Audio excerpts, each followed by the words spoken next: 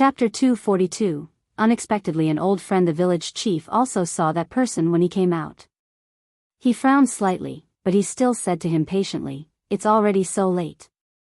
Hurry up and go home. Don't stay outside." That person chuckled, turned around, and ran. Yundong came back to her senses and asked, "Who was that?" "Oh, him. He came to our village a few months ago." The village chief didn't mind saying this. "I think he escaped from Yongning Prefecture in the past." It said that when he arrived at Qingan Prefecture, he encountered chaos. His parents, wife, and daughter were gone. He was injured himself, and he became unclear. In the beginning, he was awake for most of the day, but now, as the village chief spoke, he shook his head. For now, it's already good enough if he's awake for 1 day and 2 days. When he first came, he even saw a doctor. The doctor said that he could be cured. "There's a widow in our village. Seeing that he's penniless and sick, she married him and lived with him." The corners of Yundong's mouth twitched. Why? Could they become husband and wife just because she sympathized him? Only a fool would believe that. The widow probably saw that he was good-looking, right? This was just a cover. "If I may ask, how old is the widow?" The village chief coughed lightly and looked a little strange. "About 10 years older than him. Widow's son's family background is not bad. Her husband has been dead for many years. It's fine to marry again. If this person's illness can be cured, it will be a happy thing." The village chief shook his head. "Unfortunately, his condition is getting worse. Widow's son is also impatient with him now. Look at the clothes he's wearing." Sigh. Yundong realized that the village chief was very nosy and open-minded. She knew that many villages did not allow widows to remarry, such as the old Gu family. Did that man say his wife and daughter were dead? The village chief nodded.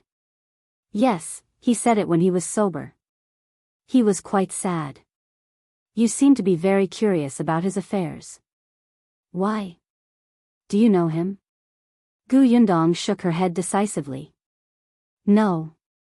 The village chief had already led them to the backyard. He instructed his wife, Madame Jiang, who was tidying up the guest room, "Take care of Miss Gu and Madame Gu." Madame Jiang agreed and asked Yundong with a smile, "Where are you going and what are you going to do?" Yundong answered casually, but she looked a little dazed. She did not expect to meet Ming here. He had become a fool.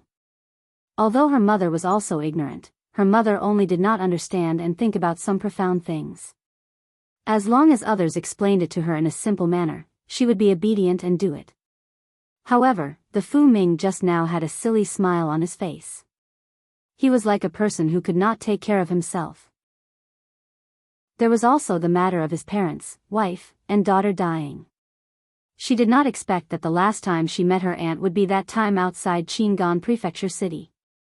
Yundong did not feel guilty at all. Those who wanted to harm others would always be harmed. If it had been her eldest aunt's family back then, she would definitely have taken them away and protected them. "Miss Gu, rest for a while. I'll call you again after dinner." Madame Jiang's voice pulled her back to her senses. Yundong put Ming's matter to the back of her mind and smiled at Madame Jiang. "All right, thank you, Aunt." Madame Jiang shook her head and left the guest room.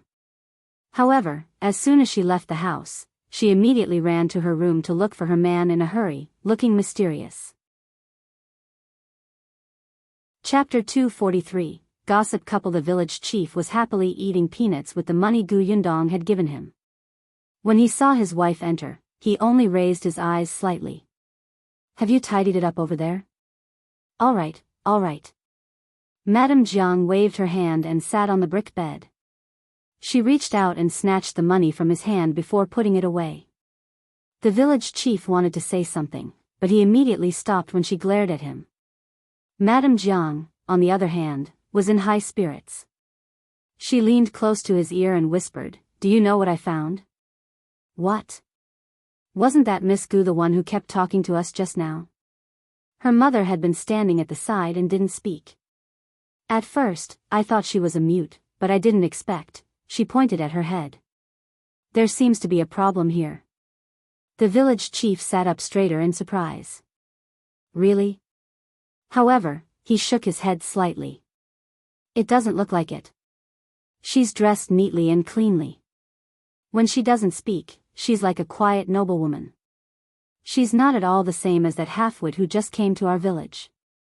Madame Jiang pinched him. Do you still think that she's quite good-looking? You were looking so carefully. The village chief hurriedly shook his head. I didn't. As he spoke, he touched his chin. I was wondering why that little girl kept asking me about Fu Ming. It turns out that her mother is also sick. Madame Jiang also ate a peanut. But it doesn't look as serious as Fu Ming's. I heard her speak like a child. She's quite obedient. When she asked you, her tone was gentle. If you don't pay attention to her expression, she's really like a noblewoman. She dresses well too. Look, you said that too. Then why did you pinch me just now and blame me for looking at her? Madame Jiang glared at him fiercely. I can look, but you can't. She's a woman. As a man, you're a lecher if you look at her. The village chief said weakly, she's staying at our house. What if I don't see her clearly and mistake her for someone else? Yundong stood under the window outside and was speechless for a long time. She really did not mean to eavesdrop. She just wanted to come over and ask if Madame Jiang had hot water. She did not expect to hear the two of them talking about her name as soon as she walked over. After all, she was afraid of encountering a shady shop when she was outside, so she listened more. Unexpectedly, this couple was indeed a match made in heaven. They were both so gossipy. Since they did not have any ill intentions, Yundong did not say anything. She only stepped forward slightly and called aunt when she was far away. Other than the gossip factor that had been burning, Madame Jiang was not bad in other aspects. She would ask Yundong and her mother about their tastes and if they were used to the temperature here and if they needed more blankets. However, she would ask Yundong some personal questions from time to time. If she could answer, she would. If she could not, Yundong would smile. This made Madame Jiang even more itchy. Yundong was also speechless. Fortunately, they were only staying for a day. After dinner, she and Madame Yang went to rest. The next morning, Yundong prepared to set off. She led the carriage out and helped Madame Yang in. Unexpectedly, just as she was about to leave, Madame Jiang suddenly called out to her, "Gu girl, I've packed some pickled radishes for you. Don't you like them? Take them and eat slowly on the way." Madame Jiang marinated the radish herself. Her family did not like it, but Yundong liked it very much. Madame Jiang was overjoyed. Yundong quickly went back and saw Madame Jiang walking over with a small jar. She quickly took it. Unexpectedly, Madame Yang's scream suddenly came from the carriage outside. Ah!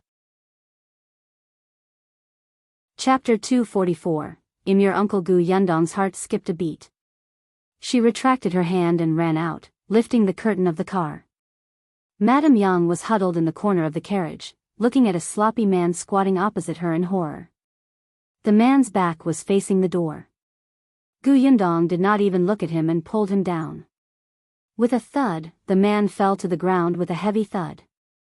Yundong ignored him and hurriedly got into the carriage. She hugged Madame Yang and patted her back. "It's all right, mother. It's all right. Don't be afraid. I'm here." Madame Yang took 2 deep breaths and quickly calmed down. "I'm fine, Dong Dong. I'm fine. I'm not worried." Only then did Yundong let go. Seeing that she had a gentle smile on her face, her hair was not messy, and her clothes were neat, Yundong felt slightly relieved. She had just turned around and entered the door. Madame Yang must have just been shocked by the sudden appearance of the man and was not injured. Only then did Yundong jump out of the carriage. At this moment, the village chief and Madame Jiang had also come out. They immediately saw Fu Ming, who was lying on the ground clutching his leg and moaning. Gu Yundong also saw the person clearly and was immediately shocked and furious. She turned around and saw a wooden stick in the corner. She picked it up and was about to hit him. The village chief quickly stopped her. Gu girl, calm down. This is a fool. His mind isn't clear. He probably went up curiously when he saw the carriage. We can't hurt anyone. Madame Jiang put down the small jar. When she saw Madame Yang get out of the carriage, she quickly brought her behind Gu Yundong and said, That's right. Don't be rash. Look, your mother is frightened. You can't hit someone in front of her. Gu Yundong snorted. She even dared to kill someone in front of Madame Yang when she was escaping. Why would she be afraid of hitting Fu Ming, who had a grudge against her? The villagers who heard the commotion next door also came out. Someone went forward to help Fu Ming up and even reprimanded him. What are you doing here so early in the morning? Why did you run into someone's carriage for no reason? There's nothing to eat in the carriage. However, Fu Ming did not seem to hear the person's words. He had fallen on his leg just now, so the pain was not as intense now. He could finally speak. However, he ignored everyone and said pitifully with a bitter expression, Yundong, I've finally met you. You don't know how hard my life has been. Your aunt and cousin are gone. They're gone. I didn't expect to see you here. Take me away. Everyone was stunned. Idiot, are you not stupid today? Who are you calling Yundong? Why are you talking so strangely? The village chief was even more surprised. He widened his eyes and looked at Gu Yundong. Madame Jiang asked excitedly, Gu girl, he seems to know your name. Do you know him? As expected, there was an inside story. There was something new to hear. Gu Yundong replied coldly, I don't know him. As she spoke, she was about to help Madame Yang into the carriage again and leave. She was unwilling to look at Fu Ming again and even stopped taking the small jar of pickled radishes. However, how could Fu Ming let her go? He immediately stood in front of her and said bitterly, Yundong, I'm your uncle. How can you not recognize me? Look at me. I doted on you when we were at Yongning Prefecture. Now that I'm in trouble, you can't leave me behind. Uncle? Everyone was stunned. Their gazes immediately focused on Gu Yundong and her mother. They actually had such a relationship. Chapter 245, Targeting Madame Yang. Gu Yundong almost laughed out of anger. She looked at Fu Ming. Who's my uncle? You? My aunt is gone, and you've married someone else. What kind of uncle are you? Everyone understood. She turned out to be a relative of Fu Ming's late wife. Speaking of which, they were not connected now. However, if this uncle had indeed taken care of her in the past and treated her well, she could not be so heartless as to pretend not to know him. However, the village chief did not think so. He was smart and had interacted with Gu Yundong before. From her attitude towards her mother, he knew that she was not an ungrateful person. Now that her attitude towards Fu Ming was so bad, there might have been a huge conflict in the past. Moreover, Gu Yundong had stayed at his house for a night. How could she be being blocked at the door? Hence, the village chief waved his hand. All right. Why are you people so glib-tongued? How do you know if they were really close in the past? You keep muttering endlessly. You can't even settle your own matters properly, yet you still have the mood to care about other people's matters. Fu Ming panicked when he heard this. He thought that the village chief would stand on his side on account that he was from the same village. He planned to use public opinion to get Gu Yundong to bring him away. He had seen clearly that not only did the Gu family have a carriage, but they were also dressed so well. They were much better than Widow Sunday. They must have met a noble and led a good life. In Fu Ming's impression, Gu Yundong was an easy-to-deal-with young lady. Although he had been set up in the forest outside the Qingan prefecture last time, Gu Yundong had mentioned that Uncle Wang wanted to avenge his daughter. He had always thought that there was indeed an Uncle Wang hiding in the dark and working together with Gu Yundong. After all, Master Qian had died from a crossbow bolt shot from afar. Uncle Wang must have taught Gu Yundong. Otherwise, how could this 13-year-old brat be so scheming? Yundong, you can't leave your uncle alone. Otherwise, what if your aunt comes looking for you in the middle of the night? You don't know how hard my life is now. I can't even sleep well without enough food and clothes. As he spoke, he looked at Madame Yang. Take me away. I can help you take care of your mother. Look at your mother now. You don't have a father, and no one will want your mother in the future. Although I've injured my brain, I can be cured. At that time, your mother will have someone to rely on and you can also have someone to rely on. Think about it, isn't that right? Fu Ming had always known that Madame Yang was quite beautiful. In the past, because she had to work in the Gu family, she did not dress well. Her face was sallow and her fingers were rough. Therefore, he felt that although she was good-looking, she was still not as good-looking as Gu Chuyue. However, now that he looked at Madame Yang, who had already cleaned up, he actually felt that Gu Chuyue was a little ugly. Compared to Widow Sun, the difference was like heaven and earth. Even if there was something wrong with her brain, she looked good, right? But Gu Yundong was infuriated by his words. Not only was he shameless, but he also dared to have designs on her mother. The surrounding people were stunned when they heard this. Fu Ming had a wife. At this moment, no one noticed Gu Yundong. Hence, she rushed forward and raised the wooden stick in her hand to hit him. Even a toad wants to eat swan meat, it has to see what it is. I don't even want to look at you. My little aunt will come to look for me in the middle of the night. Let her come. It'll make her soul dissipate. Do you believe me? Chapter 246, Madame Yang takes action. Gu Yundong was merciless. Everyone was stunned. This young lady was so young, but she was so cruel. Madame Jiang watched her attack excitedly. However, as the village chief's wife, she still stopped her when she saw her fellow villager being beaten up. However, no one could stop the invincible Gu Yundong, especially after what she had said. Just listen to it. She wasn't even afraid of ghosts and deities, but she wanted to destroy little aunt's soul.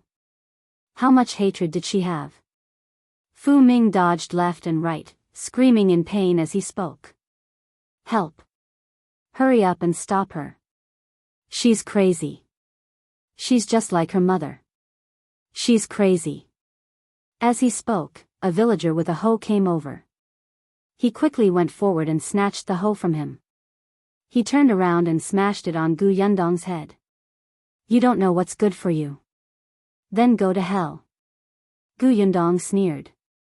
She dodged the attack and hit his leg with a stick. Fu Ming gasped in pain, and the hoe hit her even harder. Seeing that someone was about to die, the village chief hurriedly called for everyone to stop him. What are you waiting for? Separate the two of them. Everyone instantly rushed forward. Because Fu Ming's hoe was even more dangerous, the villagers went to catch him first to prevent him from smashing a bloody hole in the little girl's head.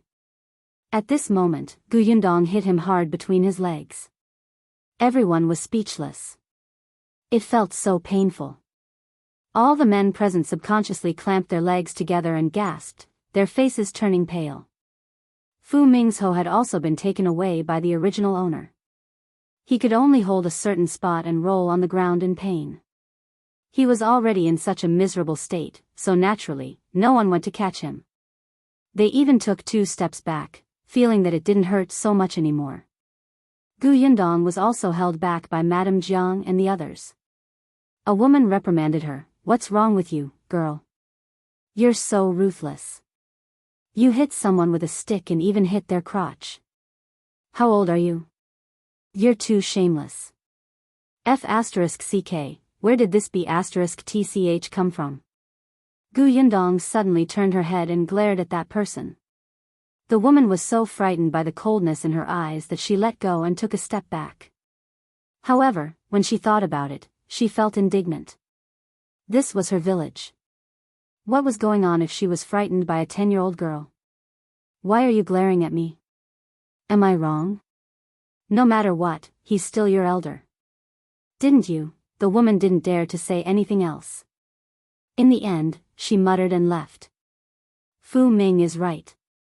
Look at how fierce she is. She's a lunatic. The others did not dare to say anything. Madame Jiang quickly comforted her. All right, all right. It was that Fu Ming who spoke nonsense. He's not clear-headed. Don't mind him. Gu Yundong did not want to argue with him. Wasn't she going to pretend that she did not know him and leave when she saw him this time? But this B***TCH insisted on coming to find trouble. Was it her fault? Gu Yundong was stopped, and no one was beside Fu Ming. Therefore, no one noticed that a figure had passed by with a stone and smashed it towards Fu Ming's head. Who asked you to bully Dong Dong? Ah, Fu Ming grunted and fell silent. Everyone was stunned. Gu Yundong's eyes widened. Mother, she broke free from everyone's grip and quickly went forward to hug Madame Yang. Madame Yang looked at the bloody hole in Fu Ming's head and her mind went blank for a moment. It was only when Gu Yundong came over that she threw the stone away and said, Dong Dong, don't be afraid. Mother will protect you. Chapter 247. My mother was just protecting me. Gu Yundong's eyes were hot as she stroked Madame Yang's back. Yes, I'm not afraid. As she spoke, she glanced at Fu Ming with a cold gaze, but she still stood up calmly and shielded Madame Yang behind her. Everyone finally reacted. The village chief's expression changed drastically as he shouted, What are you waiting for? Hurry up and get a doctor. The two of you, carry Fu Ming in first. The incident happened at the entrance of the village chief's house, so they naturally carried the patient to his house first. Gu Yundong and Madame Yang were also surrounded. With such a thing happening, they definitely could not leave. Although Fu Ming had only been in Fugui village for a few months, he had married widow's son and could be considered a member of Fugui village. The outsider had injured someone from Fugui village, so she had to give an explanation. Moreover, this explanation could not be low. Now, even the village chief and Madame Jiang could not stand on her side. Gu Yundong and Madame Yang were invited back to the village chief's house. The village chief asked someone to watch them and see how Fu Ming was doing before making a decision. The doctor in the village was quickly invited over. He checked Fu Ming. Fortunately, he was still alive. Madame Yang was not very strong, and the stone was about the size of a fist. Although it had a sharp edge, it was not fatal. It was just that there was a lot of blood. It looked very scary. However, he had been unconscious all this time. They did not know what would happen. The doctor applied medicine, performed acupuncture, and bandaged him. It depended on the situation. What if he suddenly died? Madame Jiang heard the doctor's words from outside and quietly went out. She ran to the house where Gu Yundong and her mother were locked up. She said to the villager watching over them, I came to ask them for the money for the treatment. The villagers let her in. When Madame Jiang entered, she saw that Gu Yundong had a calm expression and still had the energy to patiently comfort the uneasy Madame Yang. She sighed in her heart. This Gu girl was really not an ordinary girl. No wonder she dared to take her mother, who knew nothing, on a long trip alone. Unfortunately, although Madame Yang loved her daughter, she still got into trouble. She quickly walked to the two of them and met Gu Yundong's smiling face. Suddenly, she felt that there was nothing to worry about, so she whispered about Fu Ming's situation. Gu Yundong nodded, indicating that she understood. Madame Jiang looked at Madame Yang again and whispered, If your mother is like this and you encounter such a thing again in the future, she'll probably be a burden. My mother is fine, auntie. She's just protecting me. At this moment, Gu Yundong had completely forgotten the thought of not allowing Madame Yang and the other two to drag her down when she first came to this world. Now, be it Madame Yang or Yunshu and Yunka, they had already become her family and responsibility. She would protect them. Even if Fu Ming really died today, she would not let anything happen to her mother. Madame Jiang suddenly felt inexplicably envious of Madame Yang. If she became stupid one day and lost her mind, she would bring trouble to her children. Would she have the same treatment as Madame Yang? It was said that there was no filial son in front of a sickbed after a long time. For example, Guang from their village was a famous filial son in this area. However, his mother was sick and could not take care of herself. He became impatient and went home. As she was thinking, she suddenly heard a sharp voice from the door. Madame Jiang's expression changed slightly. She quickly stood up and reminded Gu Yundong, "Widow's son is here." "No, she's not a widow anymore. Aya, she's Fu Ming's current wife. I'll go out and take a look." Chapter 248, Gu Yundong is easy to bully? Madame Jiang went out and saw widow's son walking towards Fu Ming's room impatiently. "What's going on? I heard that my husband was beaten up. His head was split open." "Who beat him up? Get someone to come out and talk to me." Widow's son was a shrew, but she only went to the bed to take a look at Fu Ming before quickly looking away. Fu Ming was indeed good-looking. Back then, she had taken a fancy to his appearance and thought that he had fled to this place. He did not have any relatives or friends and did not even have a place to stay. If she was married to him, she would not have parents-in-law. She could still be in charge at home. She was also familiar with the village. Although Fu Ming was silly from time to time, didn't the doctor say that he could be cured? But, cure my ass. No matter how good-looking Fu Ming was, he could not take care of himself for 2 out of 3 days. His clothes were dirty, and his snot was all over his sleeves. No matter how good-looking he was, she was disgusted. Widow's son felt that there was not much hope for him to be cured and did not want to care about him at all. But he was her man after all. Weren't they bullying her by beating him up in the village? "Village chief, I heard that the person who hit her was from another village. This outsider has already bullied our village. You can't let her off. Do you think there's no one in our village? She even dares to hit someone in front of you. Who does she think she is?" The village chief frowned. Madame Jiang walked over and said, "You can't say that. Your Fu Ming was the one who caused this trouble first. She came to our village to stay for the night and was about to leave early in the morning. However, your Fu Ming insisted on stopping her. His words were unpleasant, like a lecture. No wonder she was infuriated." The village chief pulled her back. After all, the person who was injured now was from his own village. As the village chief's wife, how could she stand on the side of outsiders? What would the villagers think of him? Madame Jiang snorted, but she did not say anything else. She just did not like Widow's Sunday. In the past, she even wanted to seduce her man. Who did she think she was? The village chief coughed lightly and said, "The person who hit him is now in the West Wing. This matter indeed needs to be discussed properly. However, both sides are indeed at fault. Although I'm the village chief of Fugui village, I have to be reasonable." Widow's son turned around and left. After leaving the room, she looked around. Seeing that there were 2 familiar villagers guarding outside the door, she walked over in a few steps. The 2 villagers did not stop her. Widow's son pushed the door open and entered. Gu Yundong looked up and saw Widow's son's expression. She knew why Fu Ming was so anxious for her to take him away. She was ugly, really. She was especially burly. When she walked, the flesh on her face trembled. Gu Yundong felt that it was a little painful to look at her.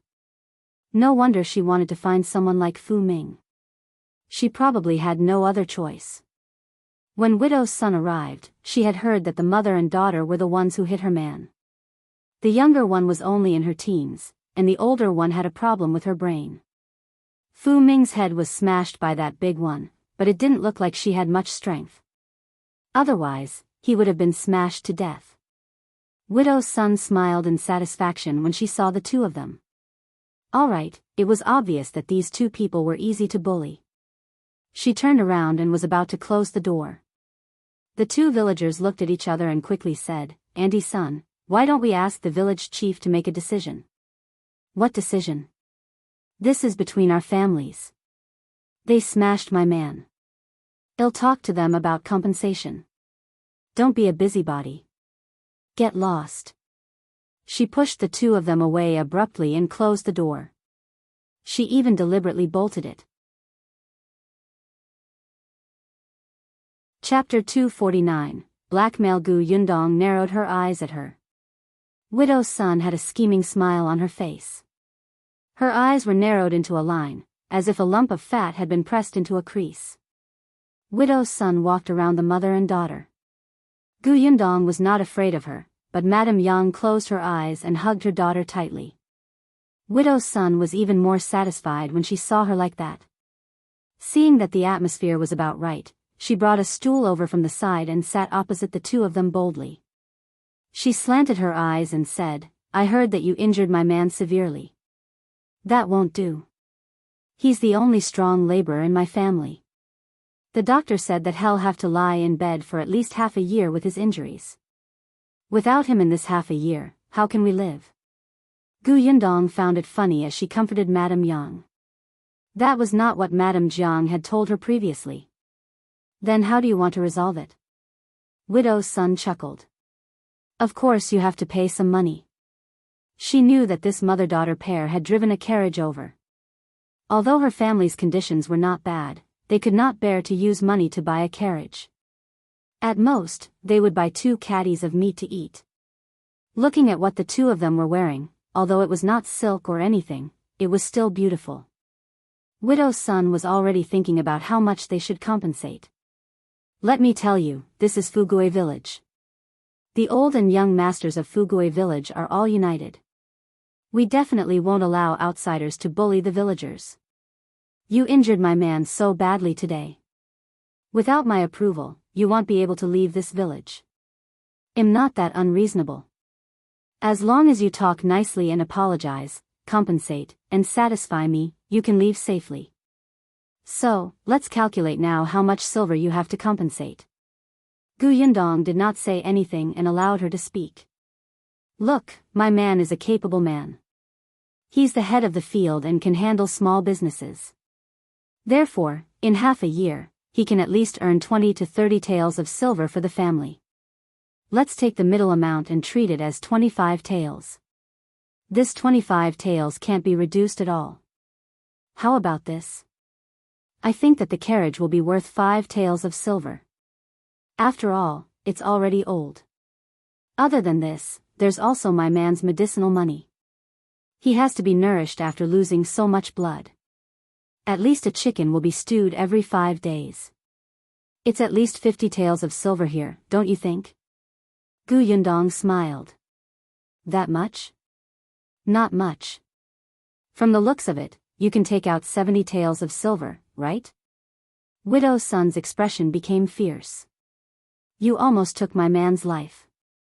If this family doesn't have strong labor, it will also take my life. Aren't 2 lives worth 70 taels of silver and a carriage? Or do you not want to leave this village? Madame Yang was shocked by her sudden raised voice. Gu Yundong hurriedly patted her shoulder and looked up into Widow's son's eyes. Speak softer. You're too noisy. Hey, I'm talking to you nicely. You don't know what's good for you, do you? As Widow's son spoke, she reached out and pushed Madame Yang's shoulder. Do you believe that he'll beat you up, break your limbs, and throw you into the pond? Gu Yundong's face darkened.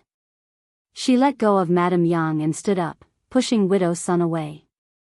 You little girl, you're courting death. Widow's son rolled up her sleeves and slapped Gu Yundong's face.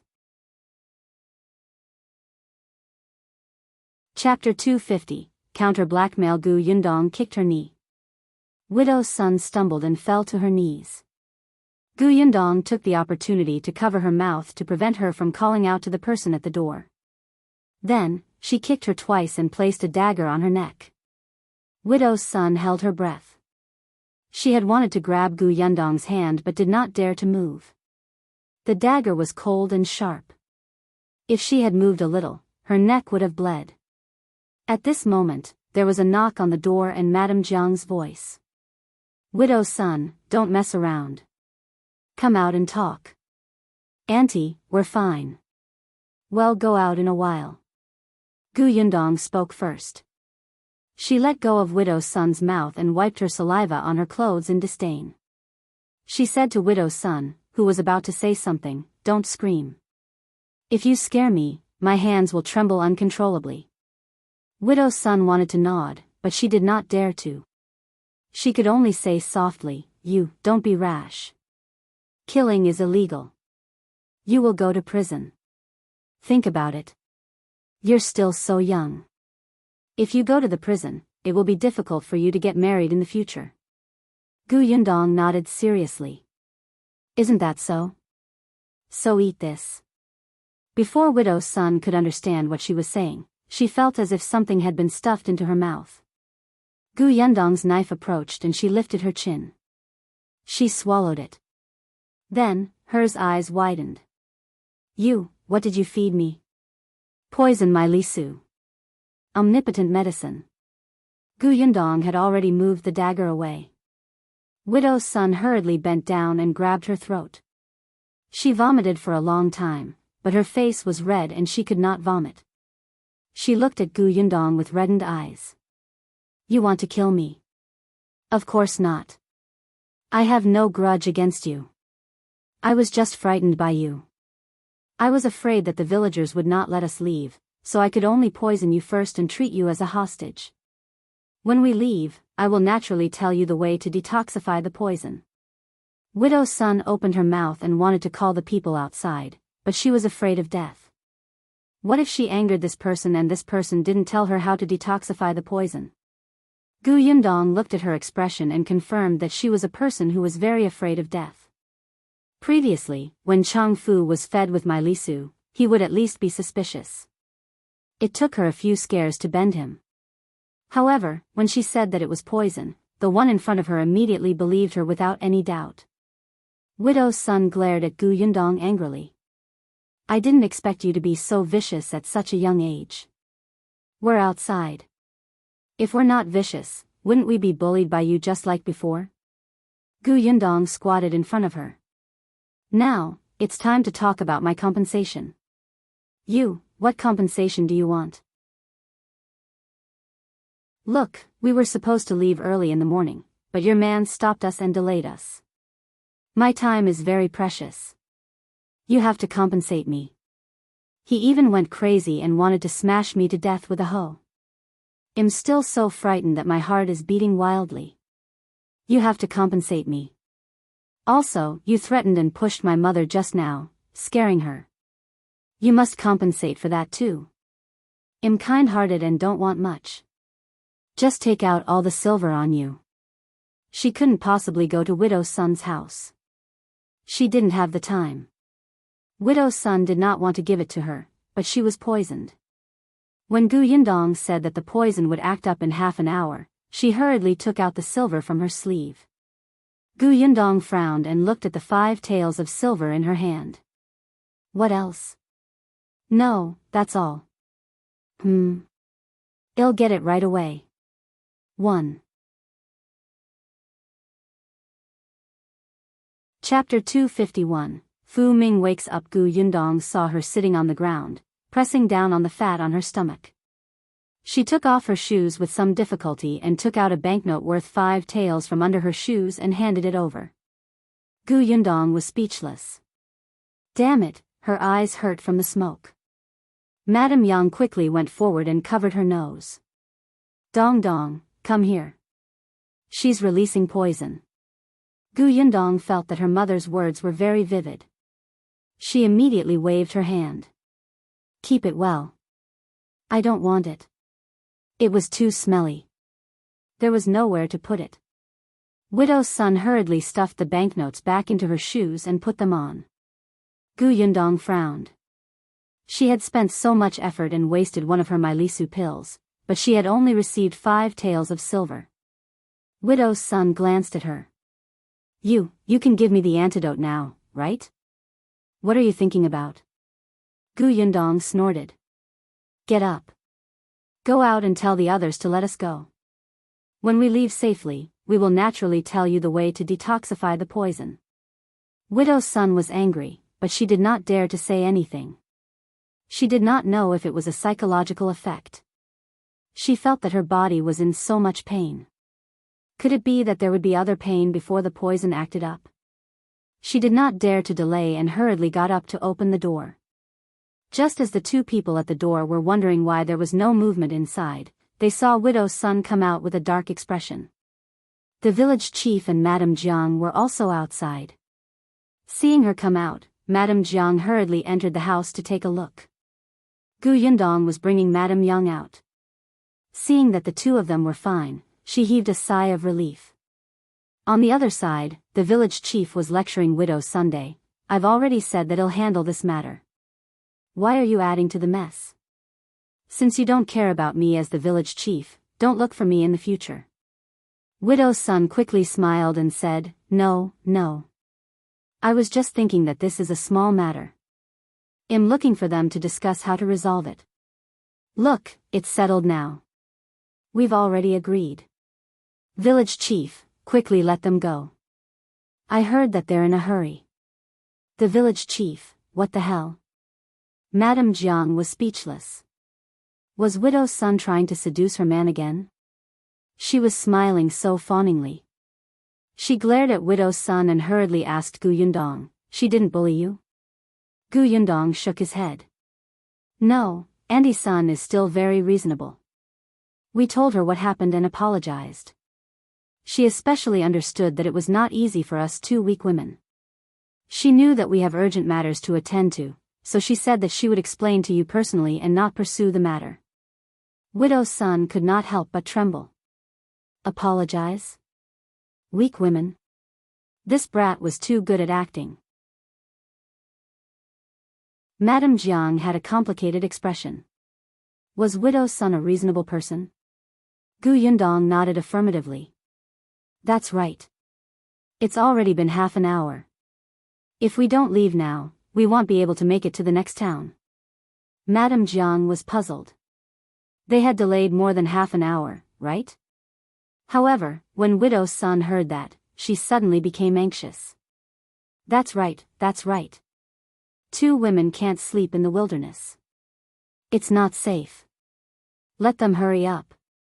Otherwise, if the people outside know, they will think that our village is bullying them and won't let them go. The village chief felt like he had seen a ghost. Why did he feel like he didn't know Widow's son? But Fu Ming isn't awake yet. As a victim, he couldn't possibly not know anything, right? As soon as he finished speaking, a villager shouted, He's awake. Fu Ming is awake. Village chief, go and take a look. Chapter 252, Departure. The village chief hurriedly went in to take a look. The others also went over one after another. Yundong did not really want to go, but Madame Jiang dragged her there. There were 2 thick layers of bandages on Fu Ming's forehead. At this moment, he opened his eyes and looked at the person standing by the bed. In the end, her gaze landed on Widow Sunday. Widow's son frowned. This bastard had better not cause trouble at this time and not let the Gu family's mother and daughter leave. She still had to detoxify the poison. In the next moment, Fu Ming suddenly curled his fingers and chuckled. Wife, I'm hungry. Everyone saw that he had become a fool again. They couldn't ask for his opinion now, so Widow's son had the final say. Since she did not mind and there was nothing wrong with Fu Ming, they could not hold on to 2 weak women. Besides, it was indeed Fu Ming who provoked her first. She was about to leave, but he insisted on stopping her and saying something inappropriate. The villagers left one after another. Widow's son was very anxious. She asked Yundong, you guys should leave quickly too. Alright, we're leaving soon. They had indeed wasted a lot of time. Today, they were going to speed up again. Seeing that there was no problem, Madame Jiang quickly carried the small jar out to her. Here, take it. If you pass by here again in the future, I'll marinate another jar for you. It won't take much effort. Thank you, Aunt. Yundong had left a small bag of white sugar in the house. The village chief and Madame Jiang treated them well. Even if such a thing happened, they did not speak ill of them. Madame Jiang even tipped them off and helped them criticize Widow Sunday. White sugar was indeed expensive outside, but this was the most she had now. It was not shabby to give it away.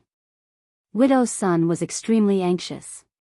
Why was he still talking at a time like this? Was there no end to it? Madame Jiang glanced at her suspiciously, but Gu Yundong smiled and got into the carriage. Widow's son had been following beside the carriage. When Madame Jiang could no longer see them, she asked, "Where's the antidote? Do you think I'm stupid to give it to you without leaving the village?" Gu Yundong sat on the shaft of the carriage and said slowly, "Wait here for half an hour. When the time comes, I'll write a method to detoxify the poison and place it under the second tree at the entrance of the village. I'll press it with a rock. But I can't read." "Can't you find someone you know to read to you? Anyway, it doesn't matter if others see the antidote." Widow's son could only stop in her tracks. "You have to keep your word." "Of course. You've already let me go. Wouldn't I be courting death if I harmed your life again?" Gu Yundong shook the reins and the carriage immediately sped up. Widow's son paced back and forth for a while before she could not take it anymore. She could not wait for more than half an hour. It did not take long for her to catch up. When she reached the village entrance and found the second tree, she saw a note. Widow's son quickly took it out and rushed to the village chief's house. Madame Jiang was tidying up the guest room when she saw the bag of white sugar. She took it out to study it with the village chief. "What the hell is this?" "I don't know." Madame Jiang shook her head, then suddenly slapped her head. "By the way, there was a small note under it at that time. Take a look at what was written on it." The village chief quickly took it and read with narrowed eyes, "White sugar. You can make sugar water or use it as a seasoning to make sweet food. Thank you for your hospitality." Madame Jiang was delighted. "White sugar. The Gu family's girl gave us white sugar. It's so white. It must be very expensive." Before she could finish speaking, Widow's son's noisy voice came from the door. Madame Jiang hurriedly put away the white sugar and covered it under the blanket. The next moment, she saw her barge in. The village chief's expression was ugly. "What do you want now?" Chapter 253, Completely crippled. Widow's son was panting. She did not care about his expression and hurriedly took out the paper and handed it over. "Quick, help me see what's written on it." The village chief took it impatiently. "Huh," he said. The words on it were written with charcoal, just like the note Madame Jiang had brought just now. He raised his head and glanced at Widow's son strangely. The latter was extremely anxious. "Why are you looking at me? Hurry up and read it. Can't you be a little nicer when you're begging?" The village chief snorted and began to read the words on it. "My Lisu. It's a candy. It tastes great. Take it as a snack and drink more water, and it will keep you in good health. You have to admit that you're too old. If you're sick in the head, treat it quickly. See you again." He chuckled. "Who wrote this? It's quite poetic." Widow's son's face was ashen, and her fingers were trembling. However, she still asked unwillingly, "That's all? Is there nothing else?" "That's it. B*TCH, big B*TCH, little B*TCH, you actually lied to me. You actually lied to me." Widow's son snatched the paper from the village chief's hand and tore it into pieces. She was still angry and stomped on it a few more times, almost creating a hole in the village chief's soil. The next moment, she suddenly raised her head and asked with a grimace, "Who are that mother and daughter surnamed Gu? Where do they live? Where are they going?" The village chief frowned. "How would I know? How could you not know?" Madame Jiang said angrily, "Be reasonable. She's only here to stay for the night. She left immediately after the night. Why would she tell us these things?" "Ah!" Widow's son screamed, turned around, and ran out. She had to ask Fu Ming. Fu Ming must know where the mother and daughter lived in Yongning village. He must know. Widow's son waited for Fu Ming to wake up, but after that, Fu Ming never woke up again. Later on, Widow's son found out that he was not even a man. She was so angry that she smashed more than half of the pots and pans in the kitchen. That day, the doctor was only in a hurry to help Fu Ming look at the wound on his head. At that time, the blood flow was so shocking that even the surrounding people forgot that he had been hit by Yundong in the crotch. When Fu Ming woke up, he became a fool again. He only felt uncomfortable down there and didn't know how to say it. As a result, he delayed the treatment and became a cripple in some aspect. Widow's son couldn't take it anymore and chased Fu Ming out. However, even though Fu Ming was retarded, he still remembered Widow's son's house. He could find it himself. He even became irritable. If Widow's son chased him away again, he would hit her. Then, Widow's son starved him and kept him cold. She tried to trick him into leaving Fugui village. Then, Fu Ming came back and continued to hit her. The two of them repeated this cycle, and the days became more and more difficult. Yundong left Fugui village in a good mood. Madame Yang also smiled and came out to sit on the shaft of the carriage. She held her hand and said, "Dong Dong is so awesome. Mother is also powerful." Yundong turned her head. "But don't rush to the bad guys in the future." Fu Ming fell to the ground and did not have the ability to fight back. If you encounter someone who fights back, mother will be injured. Madame Yang didn't know if she understood, but she tilted her head and suddenly pointed into the distance. "We've been there before." Yundong followed her finger and saw that she had been here before. Back then, they had also passed by here when they were pulling the pushcart from Qingan Prefecture to Shuanhe Prefecture. After walking for another 5 to 6 days, the carriage finally arrived at Qingan Prefecture. Chapter 254, Dr. Song is here. The last time they came to Qingan Prefecture, they did not enter the city gate. This time, he did, but the prefectural city here was much more desolate than the Shuanhe Prefecture. It couldn't be helped. It hadn't been long since the chaos last year. It was said that not only was the prefecture magistrate killed in the Qingan Prefecture, but many of the wealthy and influential people in the city had also become fat meat for those bandits. They directly barged into other people's residences to kill and snatch.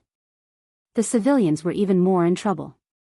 Those who dodged quickly escaped, but those who did not could only be killed when they encountered those inhumane bandits.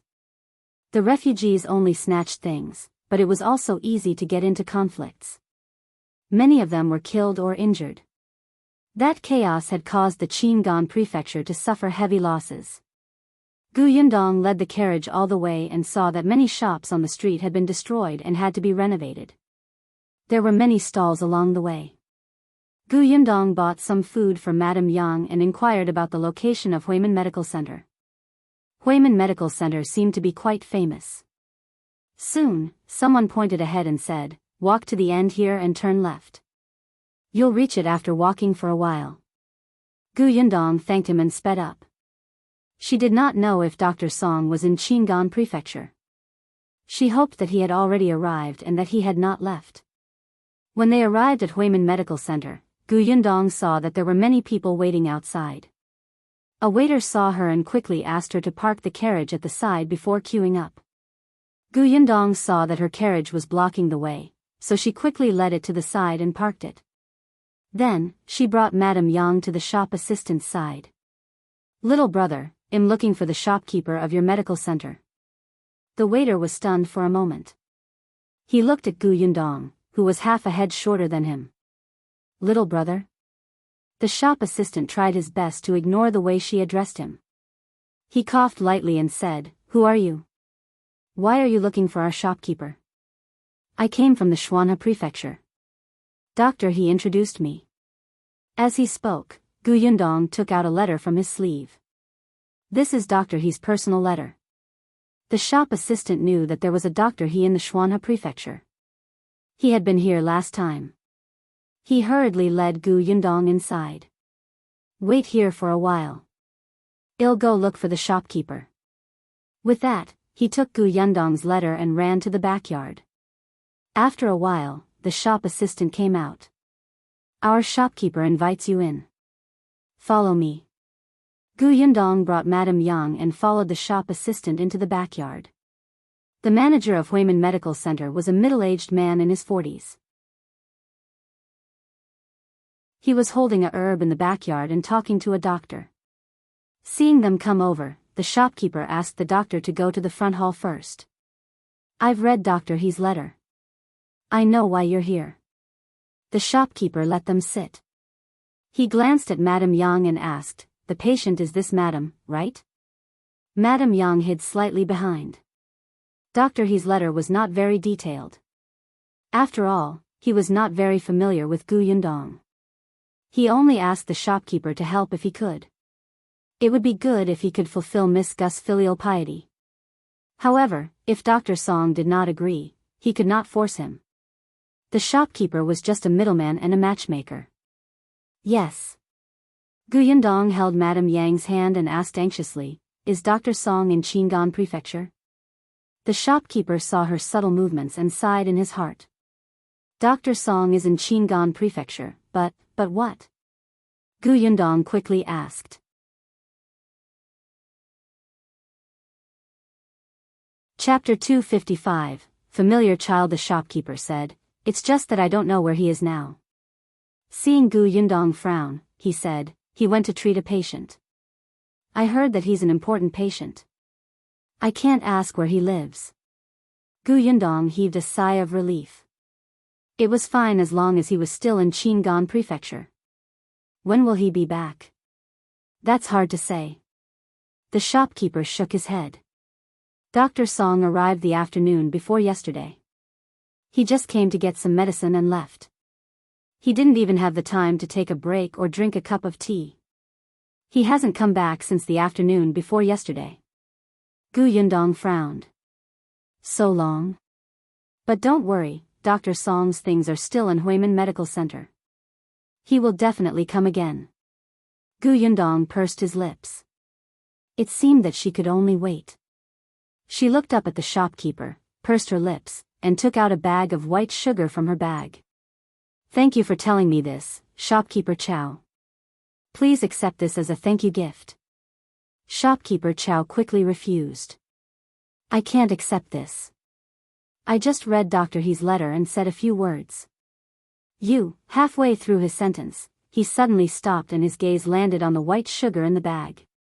He took it and widened his eyes to carefully identify it. Was it really sugar? Shopkeeper Chow could be considered experienced and knowledgeable. He knew what was the most popular thing in the capital recently.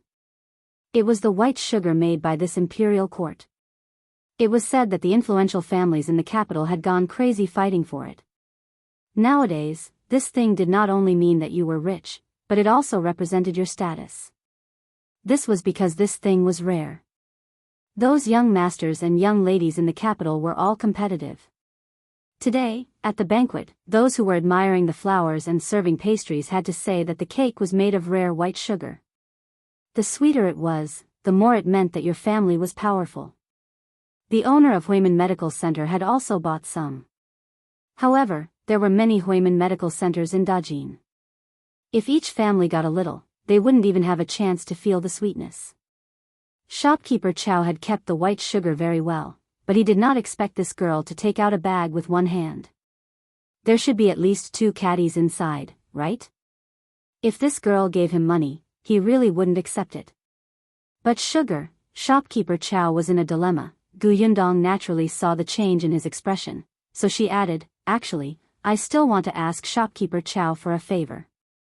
I'll go to the inn next door to get a room later. If Dr. Song comes back, please ask the staff in the medical center to inform me immediately. What do you think? Sure, of course. Yes, now he could accept the white candy in peace. However, in the next moment, he suddenly thought of something and hurriedly said, Are you planning to stay in the inn next door? Then you have to hurry. That inn's business is very good. If you go late, there won't be any good rooms. Gu Yundong hurriedly thanked him and left with Madame Yang. She was quite lucky. When she booked the room, there was only one upper room left. Then, there was a large bunk. Gu Yundong quickly handed over the money.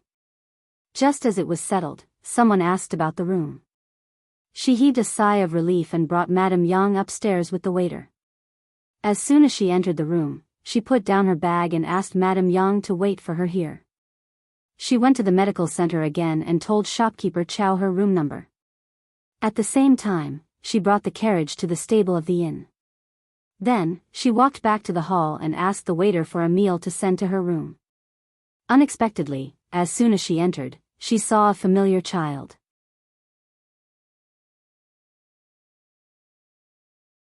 Chapter 256, Where are you taking my brother? Gu Yundong could not help but take a few more glances, but a tall and thin man carrying the child glared at her fiercely. What are you looking at? Then, he hurried away. In that moment, Gu Yundong suddenly remembered where she had seen this child before. Wasn't it one of the two fair and chubby children who lived next door to the farmhouse's courtyard when they were escaping? Coincidentally, this was the little boy Gu Yundong had seen before. When she was escaping from the wilderness, the children she saw were all sallow, thin, and on the verge of death. Therefore, the two pink children were too conspicuous and left an impression in her mind. She remembered that the person who had brought the children back then was the man who was known as Uncle Gao. One look at their clothes and she knew that they were rich. But now? The child was wearing a burlap shirt, and so was the tall and thin man. Moreover, his expression was gloomy, as if he was flustered and uneasy. When he saw her take a few more glances, he immediately became fierce and quickened his footsteps. This was very wrong. If that child's family became poor, he wouldn't be able to afford to wear good clothes, but his face was still chubby, fair, and tender. It was obvious that he had been pampered since he was young. Moreover, although the child was sleeping with his eyes closed, there were obvious tears on his face. Gu Yundong's expression turned cold. Seeing the man walk out of the inn, she immediately ran over and blocked him. Who are you? Where are you taking my brother? The man was stunned and his expression changed. What did you say? Who's your brother? This is my son. Huh, son? Doesn't look like it at all. Nonsense. My younger brother clearly followed elder brother Gao out to look for me. When did he become your son? For the sake of caution, Gu Yundong added. If this person was really this child's father, he would definitely know brother Gao. What brother Gao? Get lost. As the man spoke, he winked to the side. Soon, a few people surrounded them. Very good, it was confirmed that they were human traffickers, and there were accomplices. After all, Gu Yundong knew the child and had killed animals together. Brother Gao had even given her a bag of steamed buns and pancakes. When she encountered such a thing, she had to interfere. Gu Yundong suddenly stepped forward and took the initiative. She grabbed his little finger and pulled it out. When he let go of the child in pain, she instantly snatched the child and took a few steps back. Then, she shouted at the onlookers, "This is a baby stealer. Everyone, catch him quickly." The man's expression changed drastically as he shouted in a low voice, "You're the wild girl who came from nowhere. That's my son. Return the child to me, do you hear me? Everyone, help me. I don't know who instructed this girl to take my son away." As he spoke, the man's accomplices immediately swarmed forward. "Miss, you're too young. How can you do such a thing? That's right. Hurry up and return the child to him. Didn't you see that the father and son are both wearing the same clothes? When the time comes, apologize properly. No one will blame you. Don't do such a thing next time. Look at the way you're carrying the child. It's pitiful. Don't hurt the child." As he spoke, 3 to 4 people moved to snatch the child. When the onlookers heard this, they were a little hesitant. The 3 of them all said the same. Everyone stood on the side of the tall and thin man. The others naturally thought that the two of them were father and son.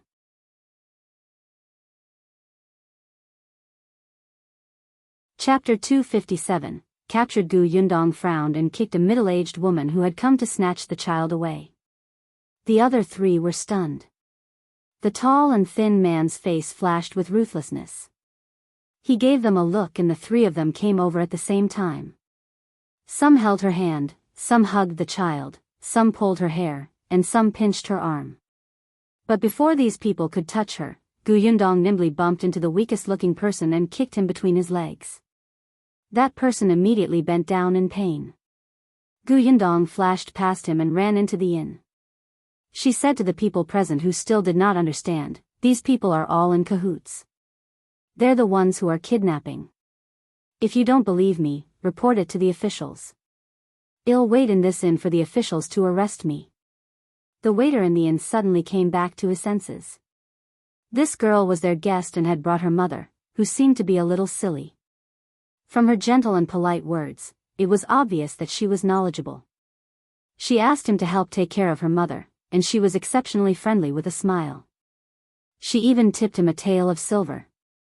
Therefore, he was definitely on Gu Yundong's side.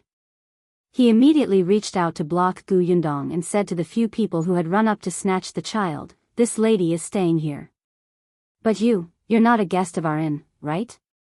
You're not here to eat, so how did you get out of my inn?" The man's expression changed drastically. He took a small step back and said, I brought the child to borrow the toilet." In fact, he had sneaked in from the backyard behind a guest's carriage when no one was paying attention and took the opportunity to leave through the front door. When the onlookers heard Gu Yundong's words, they almost leaned towards her. If she was really a kidnapper, would she dare to speak so confidently about reporting to the officials? After hearing the waiter's words, she was even more convinced that these people were not good people. After all, they knew the waiter. He couldn't be a bad person, right? The few kidnappers felt that something was amiss. Everyone looked at them strangely. Knowing that the situation was hopeless, and the child could not be snatched back, they understood each other and turned to leave. However, that tall and thin man was a thorn in everyone's side. How could he leave? He was quickly stopped. Still, his accomplices saw that the situation was not good and wanted to hide in the crowd and leave in several different directions. Gu Yundong's eyes turned sharp. And those few are his accomplices. I saw them signaling with their eyes. As she spoke, she saw a tea set on the table beside her. She handed the child to the waiter and smashed the teacups on their heads. As the teacup fell to the ground, the few people were instantly exposed and caught by the surrounding commoners. The few of them immediately struggled. "Let go of me. I just thought that you were snatching someone's child." "Who's in cahoots?" "Me too." "I don't know them." Gu Yundong sneered. "Since you're innocent, wait here for the officials to come. Anyway, you're so enthusiastic. You definitely don't mind being witnesses." I still have something urgent to do," the woman hurriedly said. "I still have to go home and cook for my husband. If he doesn't see me when he comes back, he'll be anxious." "That's easy. Where is your house? I'll pay someone to send a message to your house. If what you say is true, I'll even treat your husband to a meal here. How about that?" 111. Now that she could not say it, everyone believed that Gu Yundong was a good person.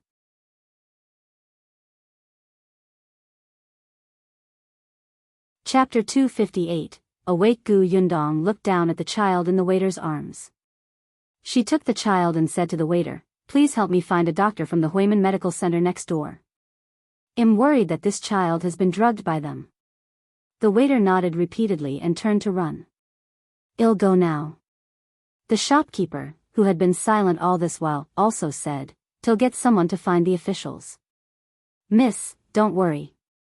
Our Qingan Prefecture's officials are not bad." Of course, they were not bad. Ever since the last chaos, there had been a huge change in the Qingan Prefecture. In addition, the new emperor had ascended the throne with sharp methods. He had directly sent a trusted prefecture magistrate over, and even the governance of the officials below had become much clearer. Yundong thanked him, and the waiter happened to invite a doctor over. Perhaps the doctor next door had also heard the commotion and knew that the matter had started. As soon as he came over, he took the child over and looked at him carefully. After a long while, he heaved a sigh of relief and said, "He's fine." He was knocked unconscious. As he spoke, he took a silver needle and pricked him slightly. Soon, the child frowned and groaned. He slowly opened his eyes. He looked around in confusion. "Who are you?" Yundong asked him. "Do you still remember what happened before you fell asleep?" "What happened before?" The little boy scratched his head. Suddenly, he seemed to have thought of something and sat up straight. "Bad people were trying to catch me." Yundong pointed at the tall and thin man. "Was that him?" When the child saw this, he immediately hid in Yundong's direction. "It's him. He took me away when my sister Liang was buying me candy. He didn't care when I cried and even hit me." As he spoke, his body could not help but tremble violently. When everyone heard this, they were certain that this man was a kidnapper. The few people holding him stared at him tightly to prevent him from escaping. The waiter said to the child, "You've met a kidnapper. Fortunately, this girl saw that something was wrong and saved you. Otherwise, you wouldn't know where you would be sold." The child was stunned. When he looked at Yundong again, his eyes sparkled. "Thank you, sister." "You're welcome." Yundong stroked his head. He seemed to be about the same age as Yunshu. Although it had only been more than 10 days since she left Yongfu village, she still missed him and Yunka. "Your sister Liang must be very anxious when she saw that you were gone. Where did you buy candy and split up?" The child shook his head. "I don't know either. I just remember." Before he could finish speaking, a commotion came from outside the inn. A few officials followed closely behind, as well as a maidservant who looked to be no more than 15 or 16 years old.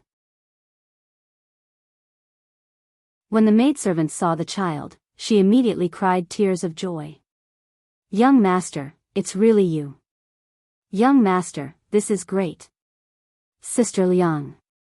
The child hurriedly called out to her, but he remained in Yundong's arms.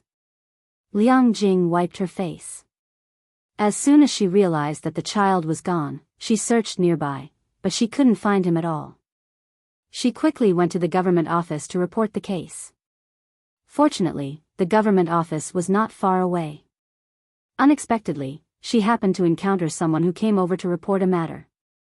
A child was saved and they asked the sheriff to go over and take a look. When Liang Jing heard that he seemed to be her young master, she hurriedly followed him. Thank goodness the young master was fine and appeared in front of her safely.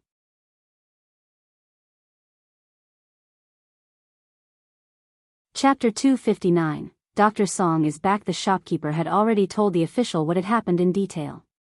Liang Jing heard it clearly and was immediately grateful to Yundong. Tears welled up in her eyes. "Miss, thank you so much. If it weren't for you, I don't know what would have happened to my young master. I could have only apologized with my life. You're my benefactor. I'll kowtow to you."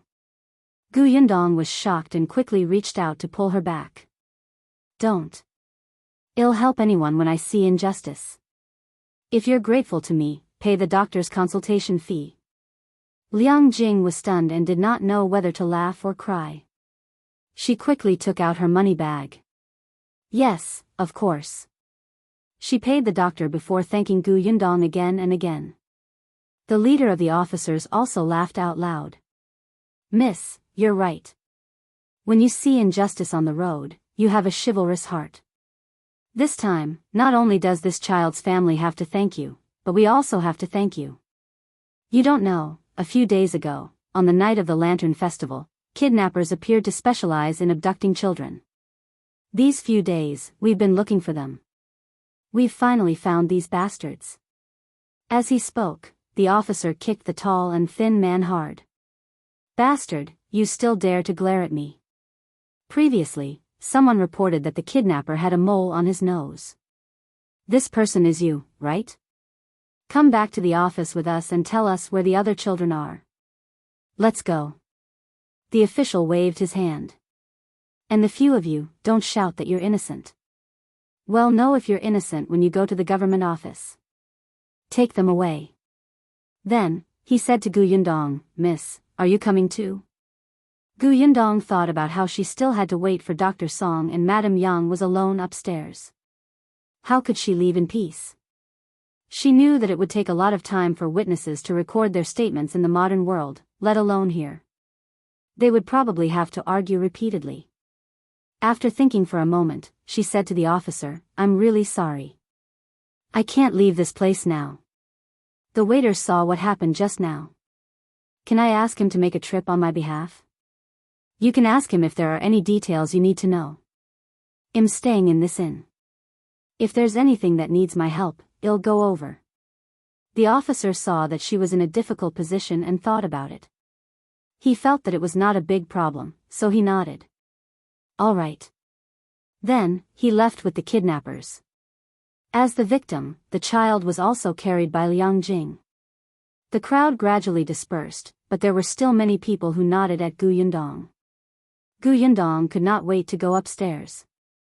She pushed open the door and saw Madame Yang sitting obediently in front of the table, staring at the puzzle on the table.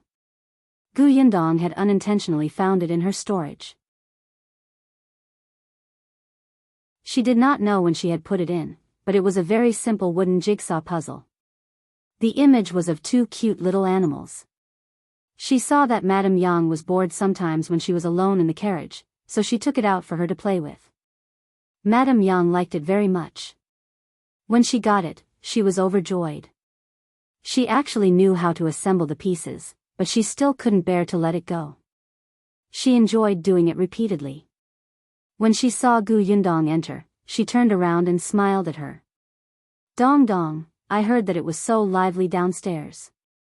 It was so noisy. But I obediently didn't open the door or go out to take a look.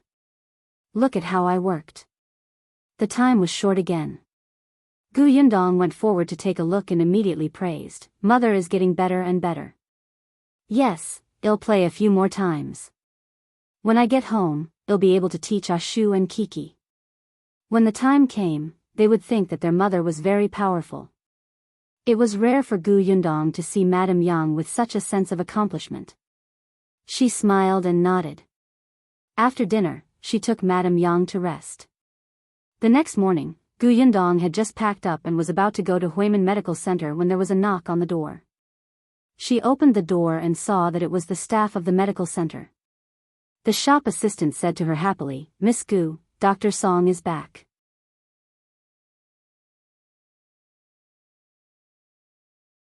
Chapter 260, Gao Feng's visit. Gu Yundong was stunned, and her face lit up with joy. Really, bring us there. She turned around and wanted to call out to Madame Yang, who was still sleeping on the bed.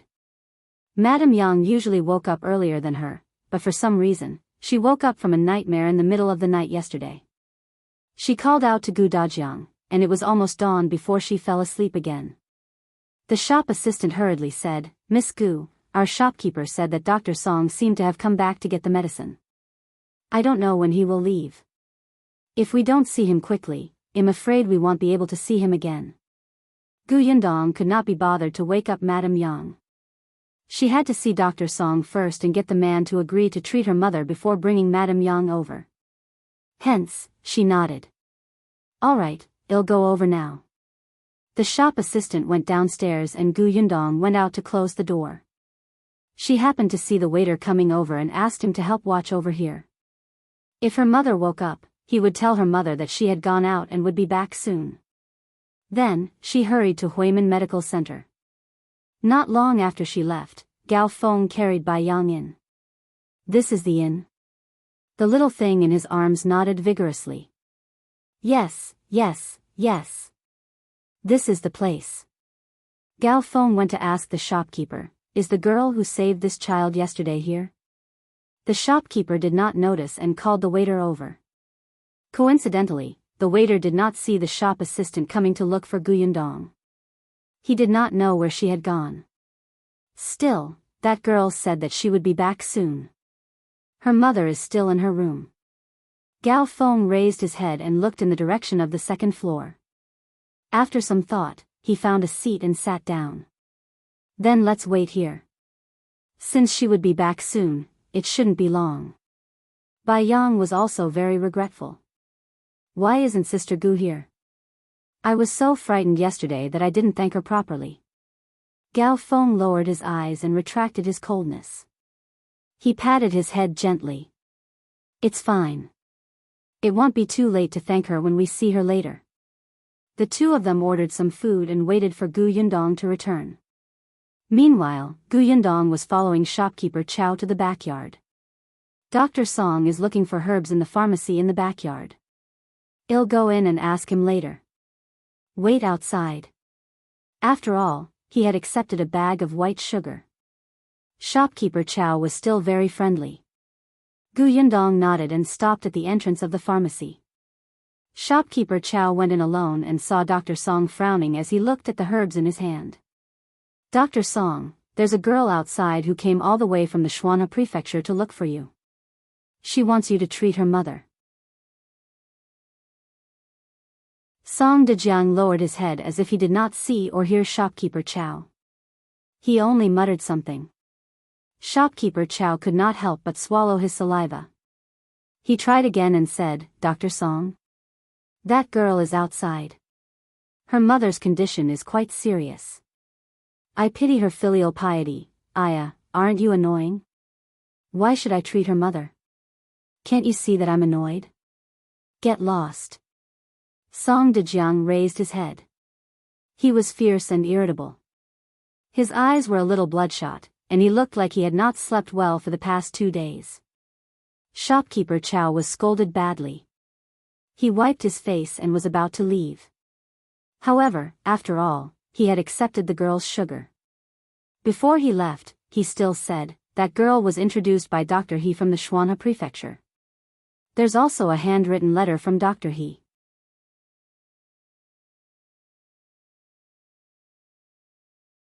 Chapter 261, No Treating. What's great about Dr. He's introduction? Do I have to treat her just because he introduced her? Do you think I have nothing better to do? I haven't settled my own matters.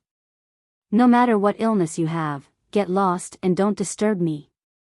Song Dajiang was furious. He raised his hand, grabbed a pen from the table beside him, and threw it. Shopkeeper Chow immediately did not dare to say anything else. He hurriedly left with his face covered in dust. He looked at Yundong, who was standing at the door, and shook his head with a sigh.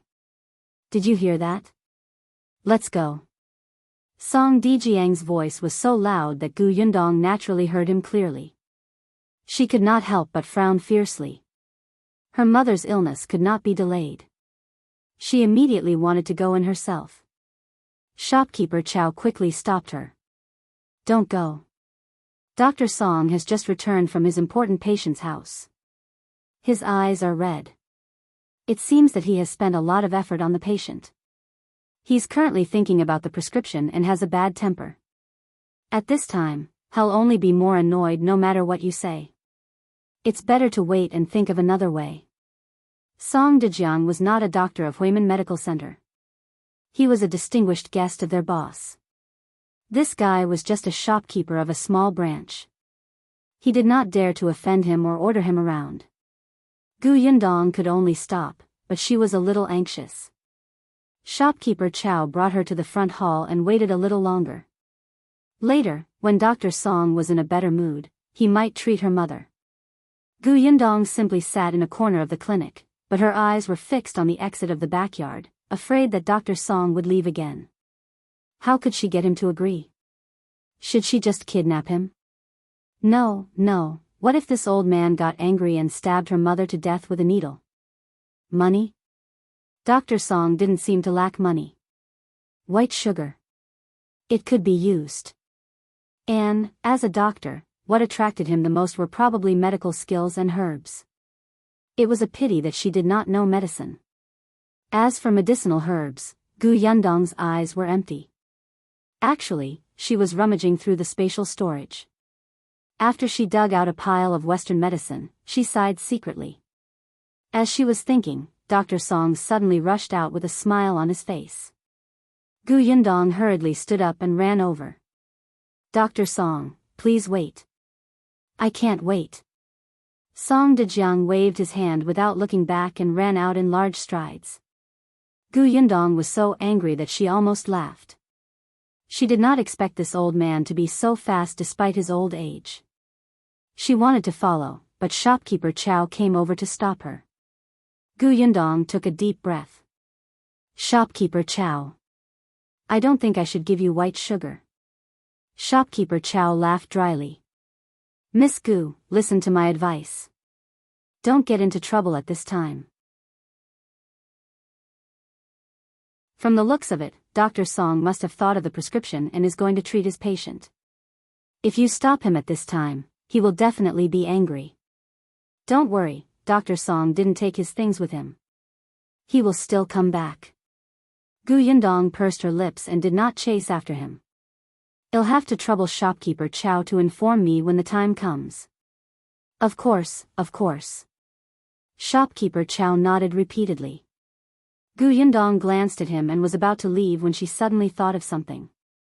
She turned her head and asked him, what does Dr. Song like? Shopkeeper Chow understood when he heard that. This was to suit his taste. However, he was really not too sure about this. After all, he had only met Dr. Song a few times and had only interacted with him for less than 4 hours. There was nothing he could do. Gu Yundong wanted to vomit blood. She turned around and returned to the inn.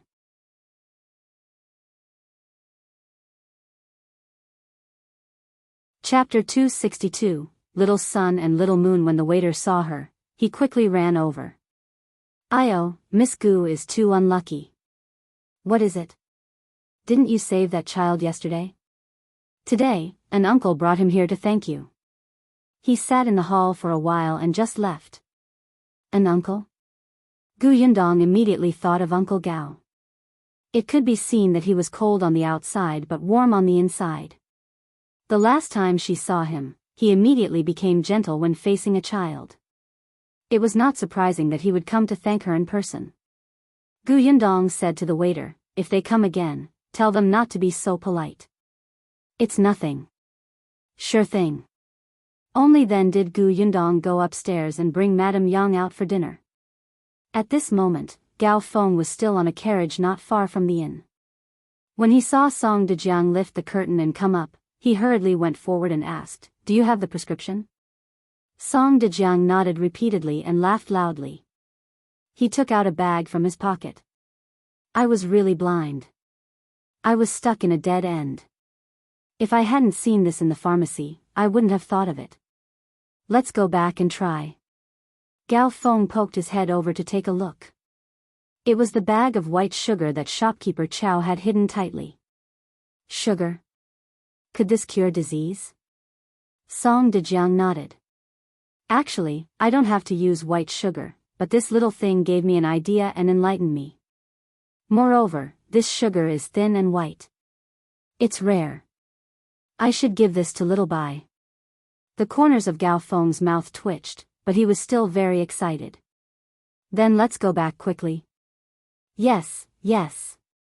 Song Dajiang waved his hand, and the carriage quickly moved. He was happily thinking about the prescription in his mind.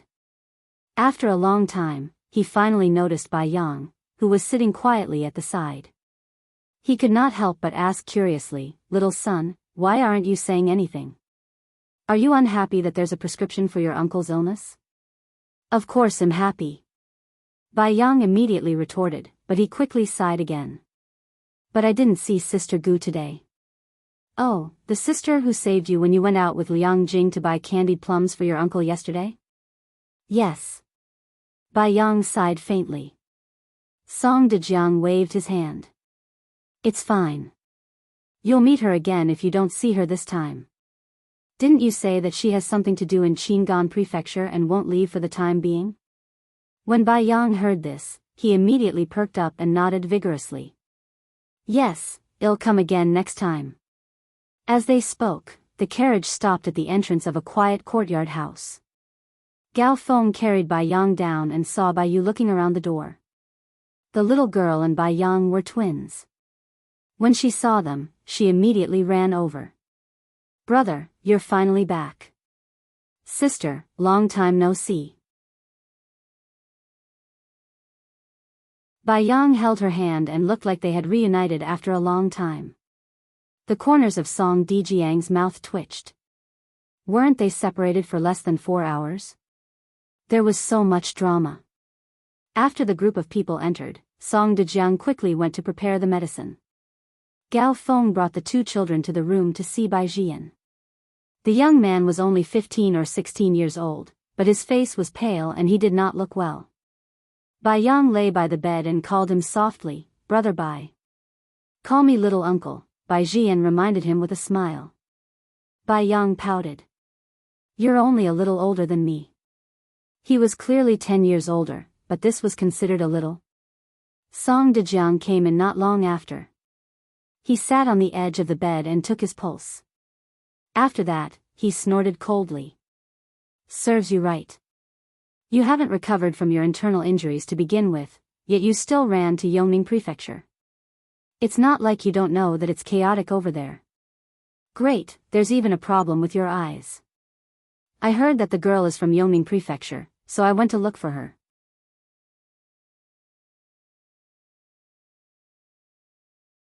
Chapter 263, Searching for the Girl Who Escaped. "Isn't there Gao Feng? Can't we just get Gao Feng to look for her?" Song Dajiang snorted coldly, thinking that he was just messing around. Biyao coughed slightly. "It's true that I didn't consider it carefully. It's just that I was a little anxious at that time, so I couldn't care less. Moreover, my internal injuries had already recovered a lot. I didn't expect it to relapse after this trip." It was easy for him to admit his mistake, so Song Dajiang did not say anything else. He only muttered, "You also said that the girl fled all the way from Yundong Prefecture. There are always accidents on the way. What if she..." Before Biyao could say anything, Gao Feng shook his head firmly. "There won't be any accidents. That girl is soft on the outside but tough on the inside. Although I've only spoken to her a few times, it can be seen from the fact that she can kill someone without hesitation. She's the kind of person who can be safe in a chaotic world." Song Dajiang glanced at him. "You quite admire this girl. It's a pity that I only thought that we met by chance and wouldn't interact with each other in the future, so I didn't ask her name and background. If I knew more, I might be able to find her sooner." Biyao shook his head. "On the way to escape, it's a big taboo to talk too much. She might not tell you the truth. If nothing unexpected happens, that girl will most likely come to Qingan Prefecture. Unfortunately, Qingan Prefecture is in chaos. It's hard to say where she will go." Song Dajiang saw that the 2 of them were shaking their heads and the 2 younger ones were sighing faintly. He could not help but twitch his lips and ask softly, "Then have you ever thought that perhaps that thing is not with that girl?" Of course, they had thought about it, but, at least for now, she's our only lead. Alright, they could only continue searching. Song Dajiang went out again and began to concoct medicinal ingredients. Before finding the target, he had to have a healthy body. Meanwhile, Yundong waited in the inn for another 2 days. Just as she was about to get impatient, there was a knock on the door. Yundong was sitting by the window and staring downstairs. She had been sitting here for most of the day. Coincidentally, under the window of her room was the backyard of Huimin Medical Center. Shopkeeper Chow said that when Dr. Song returned, he usually entered from the backyard. Therefore, she thought that since she was waiting for him, she might as well keep an eye on him while enjoying the scenery. That way, she would know the moment Dr. Song returned. When there was a knock on the door, Madame Yang stopped compiling the puzzle and looked at Yundong. "Dong Dong, is it time to eat?" "Mother, continue working on the puzzle. I'll go take a look." Yundong had not done much for the past 2 days and was a little lazy. She hesitated for a moment before the knock on the door suddenly became louder. She even heard a gruff voice. I thought you said she was in her room. Then, the waiter's voice sounded. Yes, she didn't go out. Previously, she even instructed me to bring dinner upstairs later. Then, he called out softly, Miss Gu, Madam Gu, are you there? Coming. Why are you rushing me? Gu Yundong frowned. She suddenly increased her pace and opened the door. The hand that was about to knock on the door again almost hit her face. Fortunately, the man stopped in time and lowered his hand. However, when Gu Yundong saw who it was, her originally impatient expression was instantly replaced with surprise.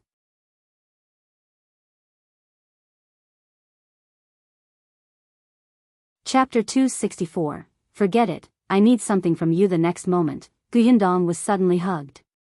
Sister Gu, I finally see you again. She looked down. Wasn't this Biyao? The waiter laughed awkwardly. Miss Gu, these two are looking for you. Well, I'll get going first. With that, he quickly slipped away. Gu Yundong brought them inside and closed the door. She looked at the old man standing there. Dr. Song, why are you with Biyao? Song Dajiang was slightly stunned and blinked. You know me? Gu Yundong was speechless. She forced a smile on her face. 2 days ago, I went to the medical center to look for you. I wanted you to treat my mother. When shopkeeper Chow went to look for you, didn't he say that there was a mother and daughter who had come all the way from Shuana Prefecture with Dr. He's reference? Song Dajiang was speechless. F***ck, was she the one who was scolded badly by him back then? Oh no, oh no, oh no. Little son said that this was his savior? Song Dajiang's heart was in turmoil, but there was no change in his expression. He even frowned slightly and pondered. There's such a thing? Miss, did you get the wrong person? I didn't go back to Huimin Medical Center 2 days ago. Did shopkeeper Chow trick you? Gu Yundong immediately choked. Who would believe you? How could I have recognized you at a glance today if you hadn't returned to the clinic? On the other hand, Biyao could not help but blink in confusion. Grandpa Song, didn't you go back to the medical center to get the herbs and white sugar 2 days ago? Song Dajiang instantly had the urge to go up and cover his mouth, but that would ruin his image. He immediately frowned and thought hard. Really? I can't remember clearly. I'm too old, so my brain isn't very good. Moreover, I hadn't slept for 2 days at that time. I was in a daze. Alright, let's not talk about the past. Didn't you specially ask me to bring you over to meet your sister Gu today? Since you've seen her, I'll go back first. Gu Yundong felt as if she had seen a split personality. She looked at Song Dajiang and thought of the irritable and bad-tempered Dr. Song 2 days ago. It was as if she had seen a different person.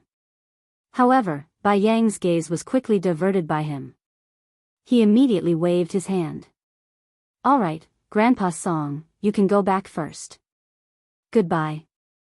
Seeing that Song Dajiang was about to leave, Gu Yundong hurriedly said, Dr. Song, please wait. I really don't remember what happened 2 days ago. You can't blame me. Song Dajiang turned around and defended himself righteously. Biyao nodded in agreement. Sister Gu, what Grandpa Song said is true. His memory is especially bad now. He ate my brother's white sugar yesterday and forgot about it 2 hours later.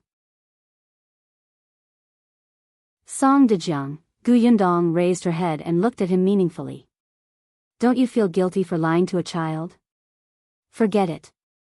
She had a favor to ask, so it was better not to expose him. Gu Yundong coughed lightly. Since Dr. Song doesn't remember what happened 2 days ago, I'll talk about it again. My name is Gu Yundong. I came to Qingan Prefecture this time because I found out that Dr. Song is here and wanted to ask Dr. Song to treat my mother. He said that Dr. Song's medical skills are brilliant. If even Dr. Song can't do anything in this world, then my mother, she lowered her eyes slightly, looking very pained. Song Dajiang chuckled. Don't cry. Little son wants to hit me. Alright, alright, alright. Let me see. Where's your mother? Gu Yundong pointed at the person who had already put away the puzzle and was sitting quietly by the window. She wanted to ask Song Dajiang if there was something wrong with his eyes. Didn't he see such a big person? Forget it. She had a favor to ask of him, so it was better not to poke at his scars.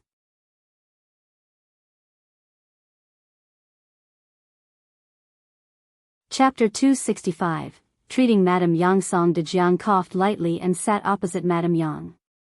He said to her, "Give me your hand. I'll take your pulse." Madame Yang looked at Gu Yundong, who nodded.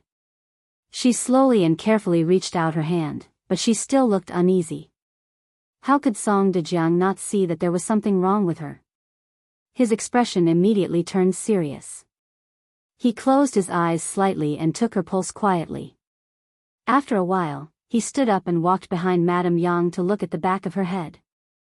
Madame Yang almost jumped up in shock. It was only when Gu Yundong walked to her side and hugged her that she calmed down. Song Dajiang asked a few more questions. Most of them were similar to what Dr. He had asked back then. However, his emotions were not as intense as Dr. He's. Gu Yundong was a little nervous. Can my mother's illness be cured? It's hard to say. Song Dajiang sighed. Gu Yundong's heart skipped a beat. What's the problem? I can give her acupuncture once, but at most, I can maintain her current state and not let her condition worsen. However, if she wants to be cured, she needs a medicine to soak the silver needles for 2 days. I'll then inject them again to cure your mother's illness. What medicine? It's a medicine called Biyao. It's not easy to find. She had never even heard of Biyao. Gu Yundong pursed her lips. If even Song Dajiang said that it was not easy to find, it must be very rare. What does it look like? Where does it usually grow? Do you know where to buy it? No matter what, there was still hope. At most, she would just spend more time searching.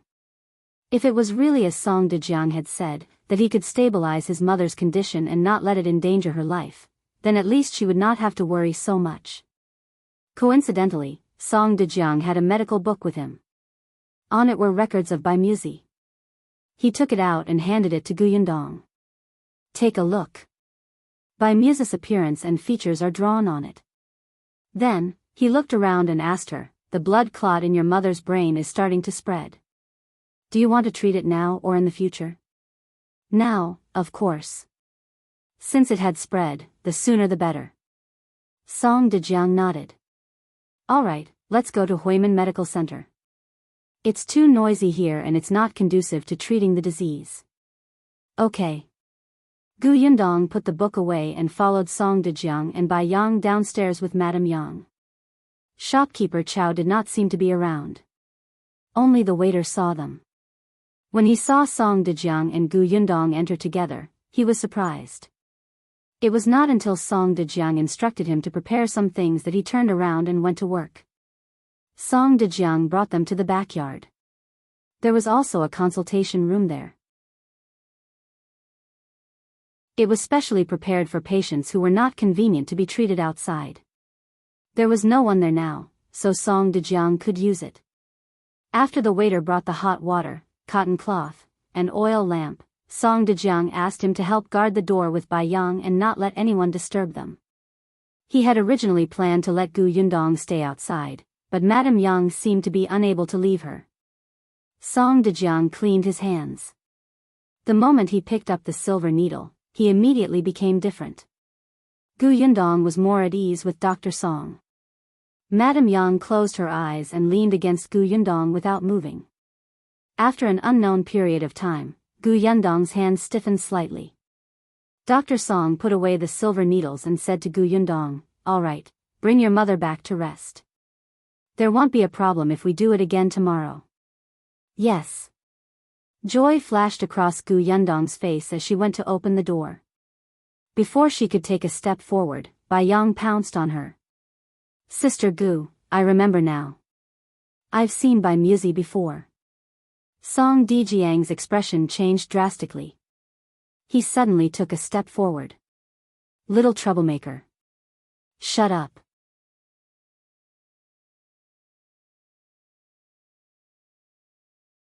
Chapter 266. The little brat is very bad. Gu Yundong was pleasantly surprised when she heard Bai Yang's words, but Song Dajiang's actions extinguished it.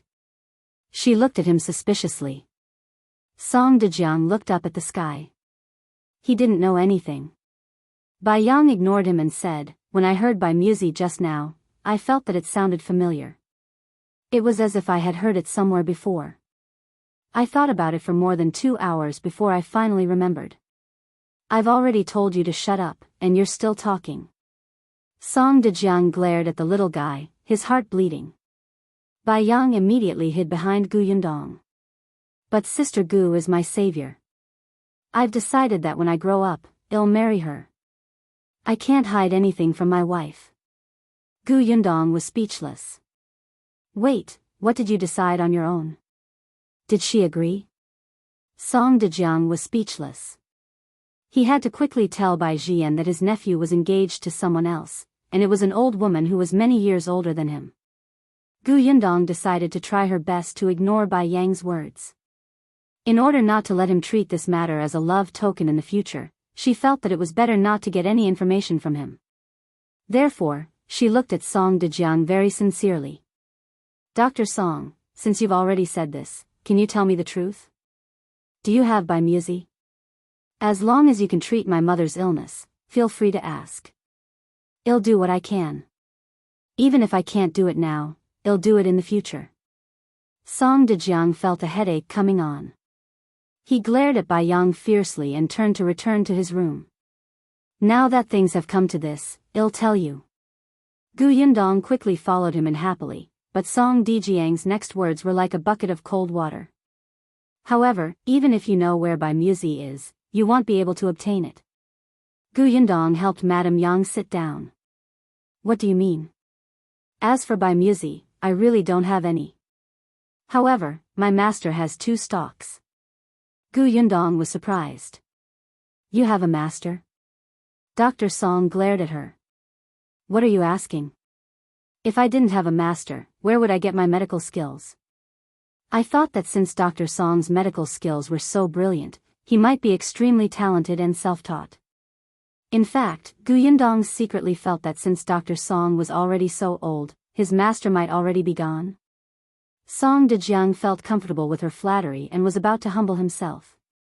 Bai Yang said, "Grandpa Song's master is my biological grandfather, but my grandfather is even younger than Grandpa Song." Gu Yundong silently shut her mouth. Song Dajiang really wanted to throw this brat out. He used to think that this boy was quite cute, but now he realized that he was just an elder sister slave who specially undermined him. He valued his lover over his friend. This brat was very bad.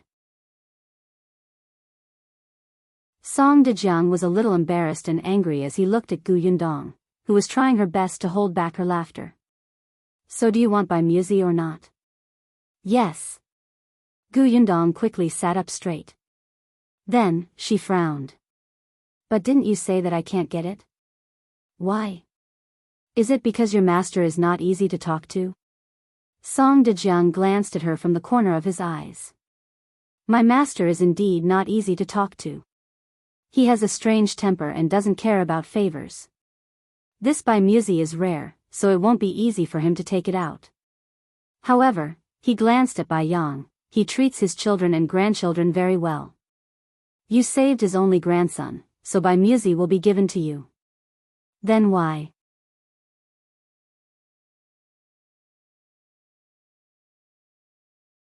Chapter 267, Undermining Bai Yang. Song Dajiang sighed.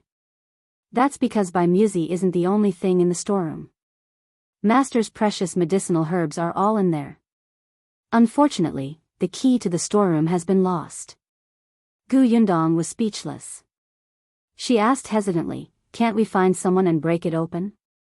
Song Dajiang sneered. "That key is not an ordinary key. Not to mention breaking it open, if you're not careful, the lock will be destroyed. Then, what about smashing open that door with a stone or a sword?" Song Dajiang had a strange expression on his face. "We can't smash it. How about a bomb?" Song Dajiang jumped up and stood up abruptly. He pointed at her and scolded, bang, bang, bang. Why are you so violent, fierce, and impatient? Do you know what that door is made of? Do you want to smash and blow it up? Gu Yundong blinked, dumbfounded. Aren't you the fierce and impatient one now? I don't know. It's not a wooden door. That's a jade door. It's such a huge piece of jade that's carved into a perfect door. Any damage will take my master's life, do you know that? For a Bai Musi, you actually want to destroy the jade door passed down by the Bai family's ancestor. Your conscience has been eaten by a dog. Song Dajiang cursed, scaring Madame Yang so much that she wanted to pick up the teapot beside her and smash it on his head. However, Dong Dong had said that if the other party didn't make a move, she couldn't make a move either. This was called not making a move until the enemy did. However, she still silently grabbed the teapot. Gu Yundong was also a little surprised. The entire door was made of jade? The Bai family was so rich. Bai Yang whispered into her ear, that door isn't big. Even my Uncle Gao has to bow when he enters. However, Grandpa Song doesn't need to, but the storeroom is very big. Song Dajiang grabbed his collar and wanted to throw him out. Gu Yundong quickly stopped him. All right. Dr. Song, I have no intention of destroying your master's jade door for Bai Musi. Calm down. Otherwise, your blood will rush to your head and your memory will worsen. You'll even forget your name. Song Dajiang really wanted to vomit blood on her face. Why was this girl so annoying? Gu Yundong decided not to agitate him anymore. She immediately changed the topic. But according to what you said, does that mean that the door won't be able to be opened in the future and the herbs inside won't be able to be used? Wouldn't they be wasted? Aren't we looking for the lost key? Song Dajiang scratched his head, looking very troubled. How long will it take to find it? I don't know, but there are already clues. It should be soon. Song Dajiang glanced at Madame Yang. If you want to treat your mother, why don't you wait for my master and the others to find the key? For Bai Yang's sake, Bai Musi will be given to you. Why don't you think of a way to find Bai Musi yourself and bring it to me? It'll help your mother insert the needles. That was the only way. Let's do both. She would find someone to help find the herbs. Fortunately, Madame Yang's condition had improved, so she could afford to wait. All right, you can leave. I'm exhausted from talking to you. I've never seen such a stupid person. You're so young, but you keep asking questions. Song Dajiang waved his hand impatiently.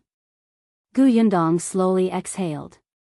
Forget it, she had a favor to ask. It was better not to make a move. She would just treat it as self-cultivation. She respected the old and loved the young. She was considerate of his old age and poor memory.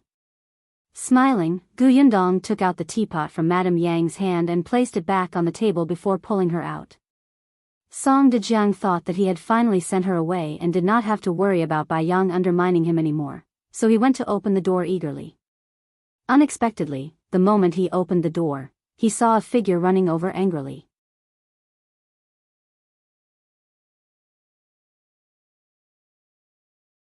Chapter 268, My Family, Dr. Song, you're finally back. Let me ask you, did you take the white sugar I placed in the pharmacy? Shopkeeper Chow rushed in front of him like a gust of wind and asked with his eyes wide open. What are you doing? What's there to shout about? Song Dajiang was even more self-righteous than him. Didn't your boss say that the medicine in the pharmacy is for me to use? Since you've placed it there, why can't I take it? If I can't take it, don't put it there. Seriously, he was so noisy. He didn't know how to respect the old and love the young at all. He dared to shout at him in front of everyone. How rude. Shopkeeper Chow was speechless. Then, he saw Gu Yundong behind him and felt even more aggrieved. Gu Yundong widened her eyes in surprise. Previously, when she heard Bai Yang mention white sugar, she thought that her family already had it. It seemed like it was taken away from shopkeeper Chow. Gu Yundong did not know whether to laugh or cry. Seeing Song Dajiang walk in angrily, she led Madame Yang past shopkeeper Chow and said, "They'll give it to you later." Shopkeeper Chow's eyes lit up. He swore not to leave the white sugar in the pharmacy again. He had clearly hidden it very well. Dr. Song was too good at finding it. Song Dajiang did not hear what she said. He only saw that Gu Yundong seemed to have said something. Shopkeeper Chow turned around and left happily. He looked suspiciously at Gu Yundong. With a glance, he realized that Biyao was actually pulling her sleeve and wanting to follow her. This little ingrate. Song Dajiang decided to ignore him and instructed Gu Yundong, "Send him back later." "Okay." Then Biyao left happily with Gu Yundong. After returning to the inn, Gu Yundong let Madame Yang sleep. It seemed that after the acupuncture, she felt sleepy. Gu Yundong then brought Biyao downstairs for dinner and asked him about the Bai family. "Is your grandfather's medical skills better than Dr. Song's?" Biyao nodded. "Of course. My grandfather started studying medicine when he was 3 years old. When he was 7 years old, he met Grandpa Song, who was 10 years old. Then, he taught Grandpa Song how to recognize herbs and they became master and disciple." Gu Yundong wanted to laugh. So there was such a relationship. "Where's your Uncle Gao? Why didn't he bring you here today?"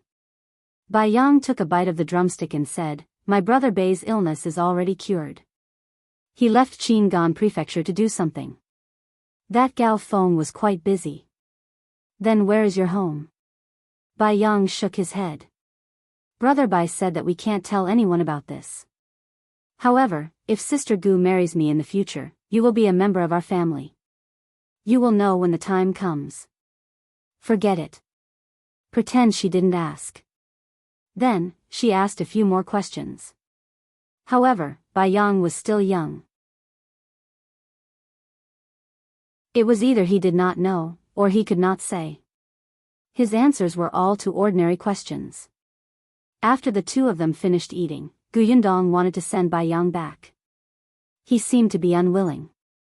However, he also knew that it was not good for unmarried men and women to be together for too long, so he went back to Huimin Medical Center obediently. Later, Bai Jian would ask the coachman to pick him up. He still had to go back. Gu Yundong heaved a sigh of relief. Were children nowadays so scary? Did they know too much? Yin Shu was not like this. He was only thinking about studying. At most, he was worried that his family might not have money. She shook her head and went upstairs to wash up. However, just as she was taking off her coat, something suddenly fell out of her chest.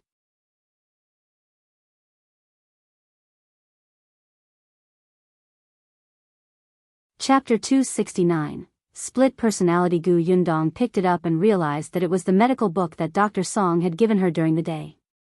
She flipped it open and took a look. Although it was a medical book, it was actually a book that introduced medicinal herbs. The explanation was very detailed. There were pictures, introductions, and habits. Gu Yundong flipped to Bai Muse's page and tried her best to memorize it. Finally, she admitted with a headache that one had to be talented to learn medicine. After memorizing it, she closed her eyes and was confused again. After some thought, she took out a pen, ink, paper, and inkstone from her space. Ever since she settled down, she had started to learn how to write with a brush. Now, she was gradually getting better. She had copied down all of Bai Muse's descriptions, including the appearance of the medicinal ingredient. After copying, she thought about it. Since she couldn't sleep, she might as well copy the other medicines in the book. Song Dajiang threw the medical book to her. He definitely didn't mind her looking at the rest. She would copy it once as if she had read it once to deepen her impression. Tomorrow, she would ask if the copy could be taken away. If not, she would give this book to Dr. Song.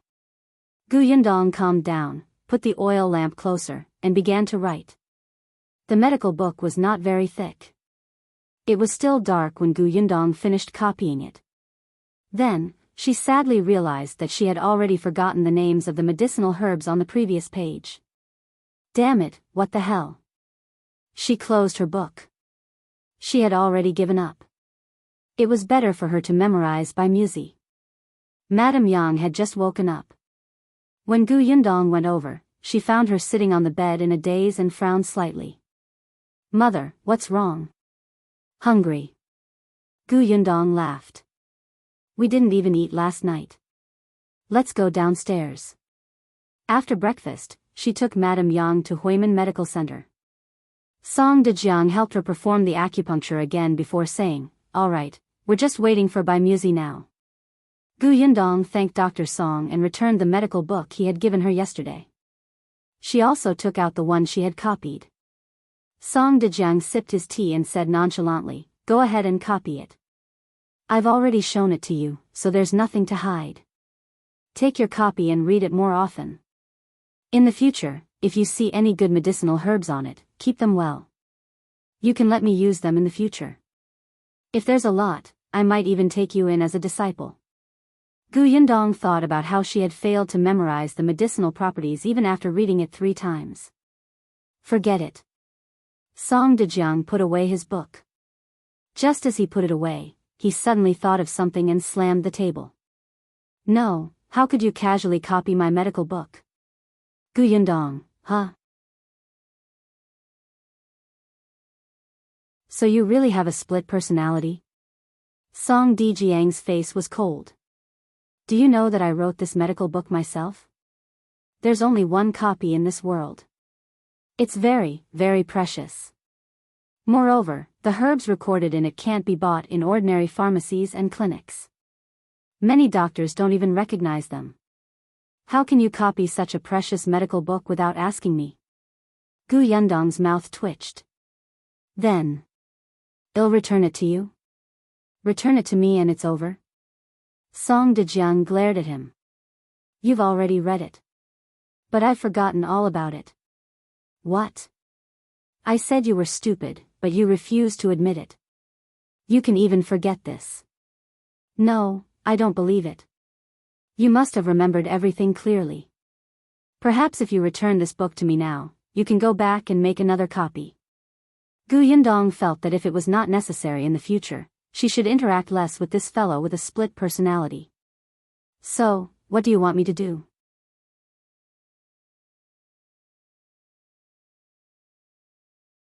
Chapter 270, The Peak of Life. Dr. Song snorted and touched his chin as if he was thinking.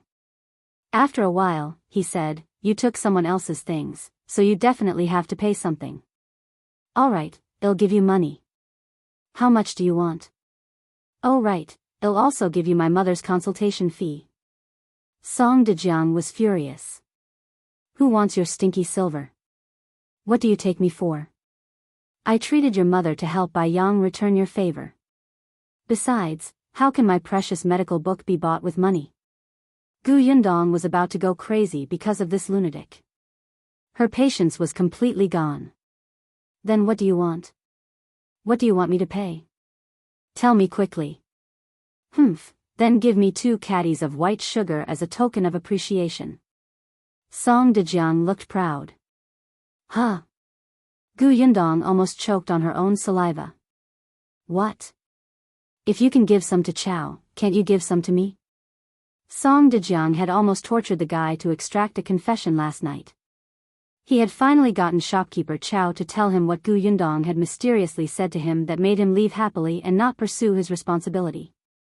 Only then did he know that the bag of white sugar was actually from her. Gu Yundong was speechless. "So you've been acting for so long just for 2 caddies of sugar?"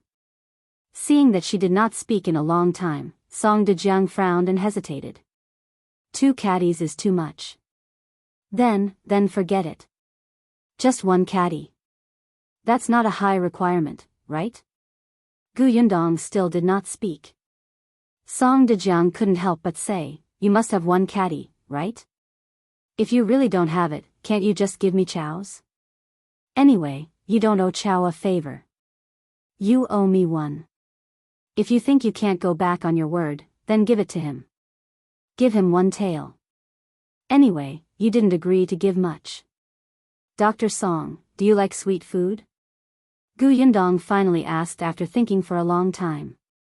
Song Dajiang refused to admit it. I don't. Yundong raised her eyebrows and did not keep him in suspense. Alright, I'll give it to you.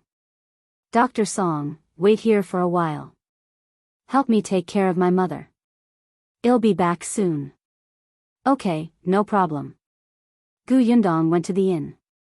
When she came out of her room, the cloth bag in her hand was a little heavy.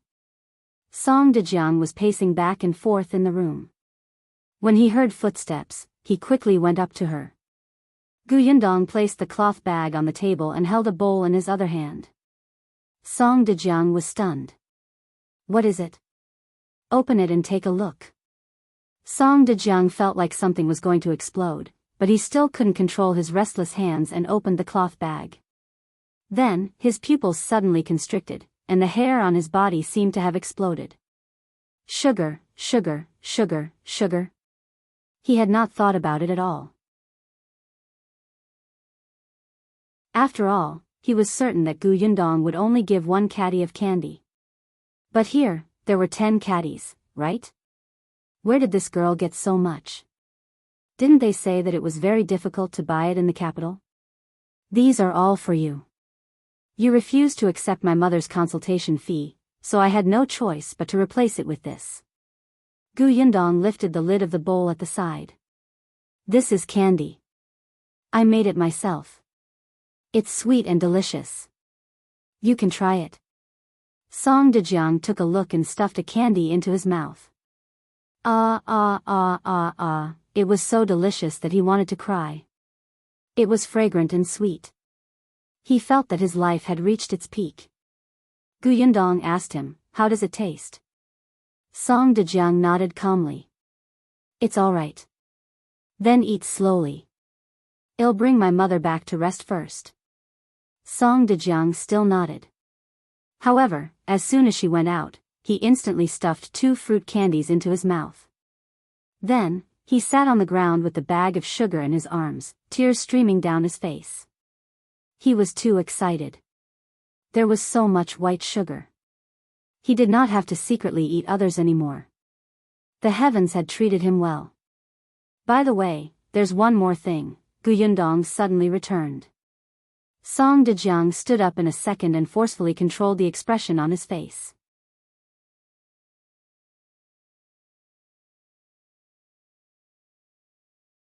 Chapter 271, How to Find Dajiang. Yundong felt that this person, indeed, had split personalities.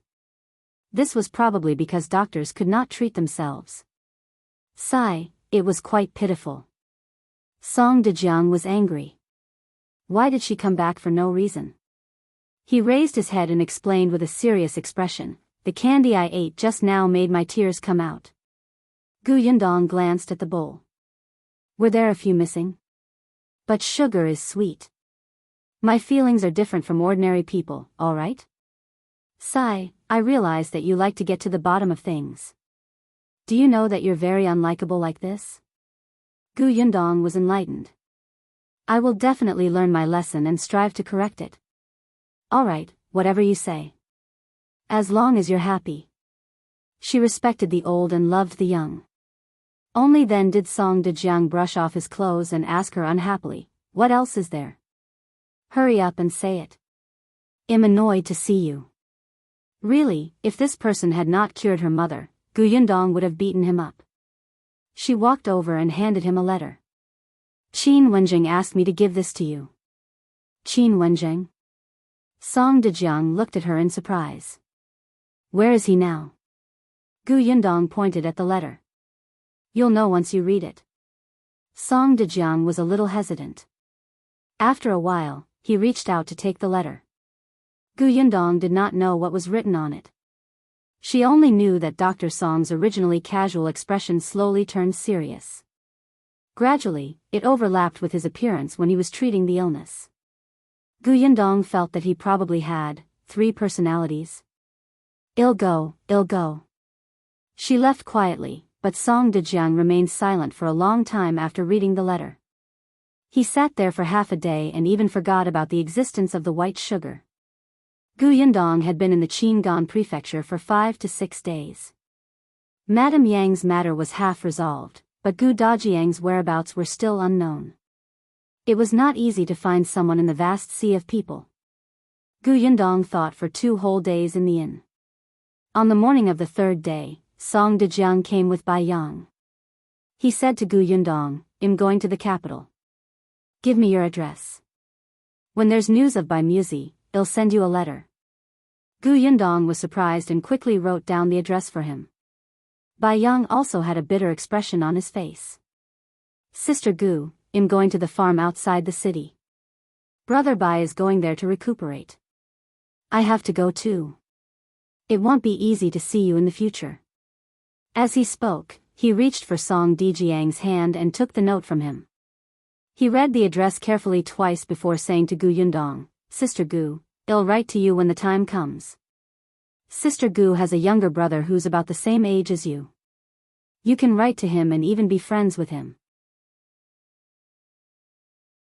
She hoped that he wouldn't mention anything about devoting himself to her again. She couldn't take it. Biyao thought for a moment and nodded. "I'll write to you both." Both Song Dajiang and Biyao had already packed their things and were about to set off. Song Dajiang's carriage was outside the inn. When they left the city, they could just bring Biyao to the farm. They had specially come to bid farewell to Gu Yundong. In the end, Biyao even felt wronged and wanted Gu Yundong to send them to the city gate. Gu Yundong also wanted to go out for a walk. It was not a good idea to stay in the room, so she agreed and brought Madame Yang out. What she did not expect was that on this trip, she really thought of a solution that was not a solution.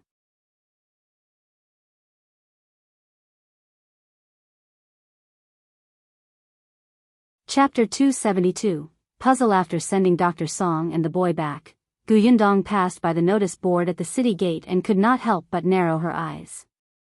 There were 2 soldiers standing in front of the notice board. There were notices and decrees posted on it that the officers were announcing to the commoners, but not many people were looking at them. However, there was a wall not far away that was surrounded by many people. Gu Yundong did not notice it when she entered the city. She brought Madame Yang over and asked the people beside her. Only then did she know that this was considered a civilian notice board. There hadn't been any in the past. It was announced a few months ago after the new prefecture magistrate took office. Ever since the chaos, many people had been separated from their families. Some people asked about their families' whereabouts, and some posted all kinds of news on the streets and alleys. When the new prefecture magistrate arrived, he saw many notices on the wall. He was planning to reorganize the Qingan prefecture boldly. The environment on the street was naturally very important. Later on, someone suggested that everyone stick the notices together. Hence, this wall was filled with all kinds of missing persons notices and random news. Gu Yundong glanced at the pictures on the wall and sighed again. The pictures drawn by these people were extremely abstract. Her eyes darted around slightly. She took a charcoal pen and memorized the information on the notice board. Then, she brought Madame Yang back. Gu Yundong wanted to post a missing person notice himself. Even if Gu Dajiang didn't see it, as long as someone who had seen him provided some clues, she would have a direction to look for the man. But Gu Yundong had a problem. Since she was going to put up a missing person notice, she would definitely draw it very realistically. However, the last time she drew someone so realistically, it was a wanted poster. Although the bandit leader had been caught, God knew if his other lackeys were hiding in the crowd, waiting for an opportunity to take revenge. It would be strange if they didn't look for her when they saw the missing person notice that came from almost the same artist. Even if she escaped safely, what about Gu Dajiang? Would he become their target? Therefore, Gu Dajiang's portrait couldn't be the only one unique among the missing person notices. That would be too suspicious. After returning to the inn, Gu Yundong consolidated the information she had copied down, especially the addresses on it. After packing up, she turned to Madame Yang and said, "Mother, let's rent a courtyard inn tomorrow. I don't know how long it will take to find father. It's inconvenient to stay in an inn all the time." Back then, she chose to stay in the inn because this place was next to Huimin Medical Center, so it was convenient for Madame Yang to see a doctor. Madame Yang was playing with the puzzle, which Gu Yundong had made himself. After all, although the previous one was also a wooden puzzle, be it the image or the material, it was different from this era. She coaxed Madame Yang to get her a more difficult one, so she found a thin wooden board and drew 2 cartoon children on it. Those 2 children were Yunshu and Yunka. Then, she cut them into many pieces. Madame Yang liked it very much. Every time she finished the puzzle, she could see the 2 children. She almost forgot to eat and sleep. When she heard Gu Yundong's words, she looked up and smiled. Okay. Then she continued. The next day, Gu Yundong asked shopkeeper Chow where she could rent a cheap, quiet, and safe house. On the same day, she contacted the owner and signed a month's lease before moving in. At night, when the sky was about to turn dark, Gu Yundong put on her old makeup and left the courtyard.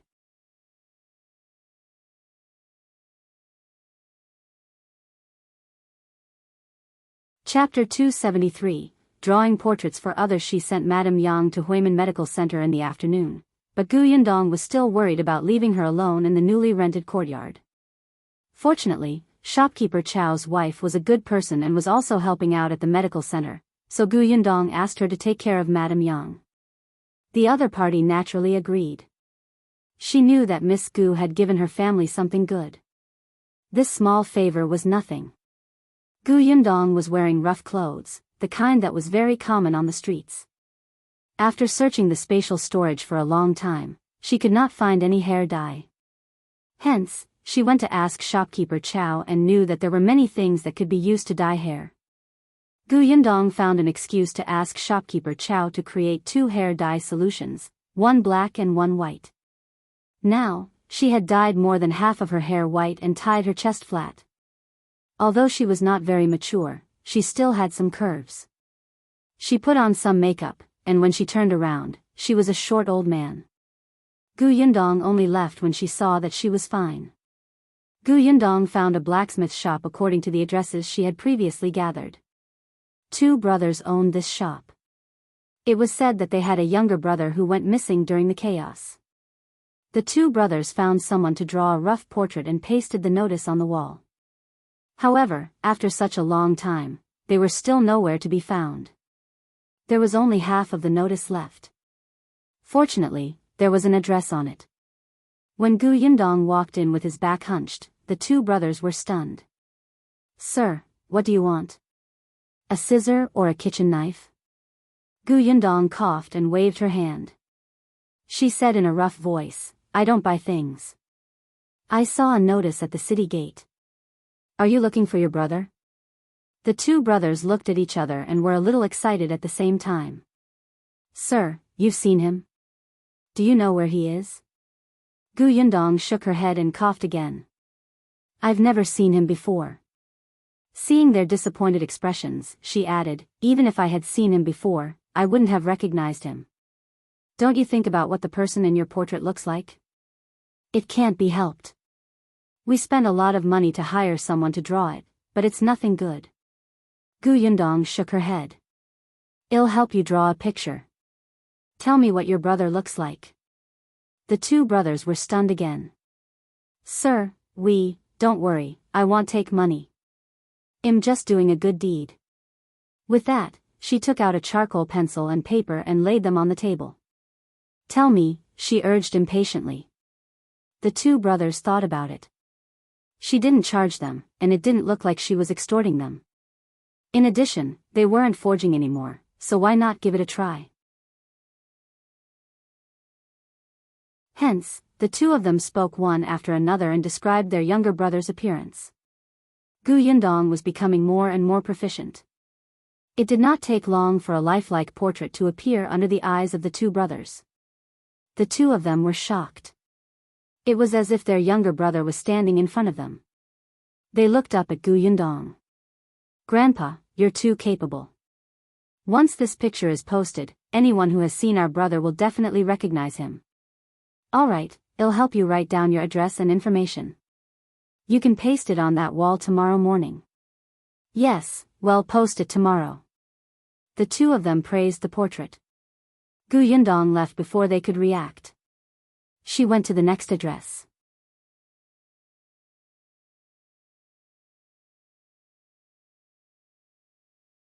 Chapter 274. Someone at home. That family was quite well off and had a few servants.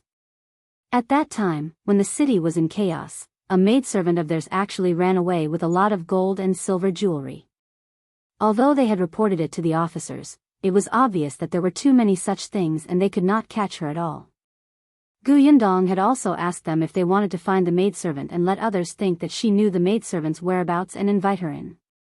In the end, she had been tricked into drawing the maidservant's appearance. She had also drawn the jewelry that the girl had taken away. The third and fourth families. When she came out of the fifth family's house, it was almost time for curfew.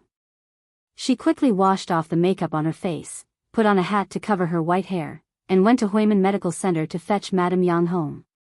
Fortunately, the sky was dark and she was in a hurry to leave. Shopkeeper Chow's wife did not notice anything strange about her. After returning and waiting for Madame Yang to fall asleep, Gu Yundong dyed her hair black.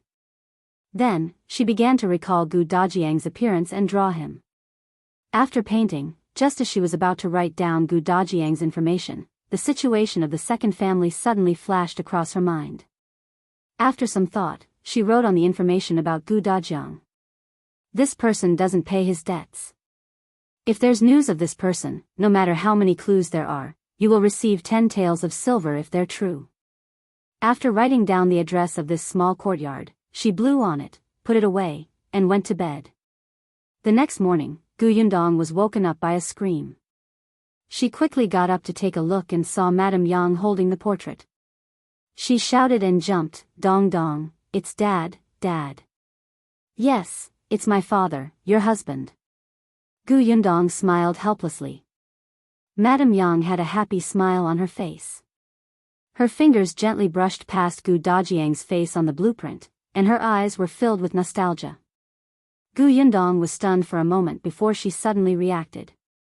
She should have drawn Gu Dajiang's image and placed it at home so that her mother and siblings could have something to think about. She walked over and hugged Madame Yang gently.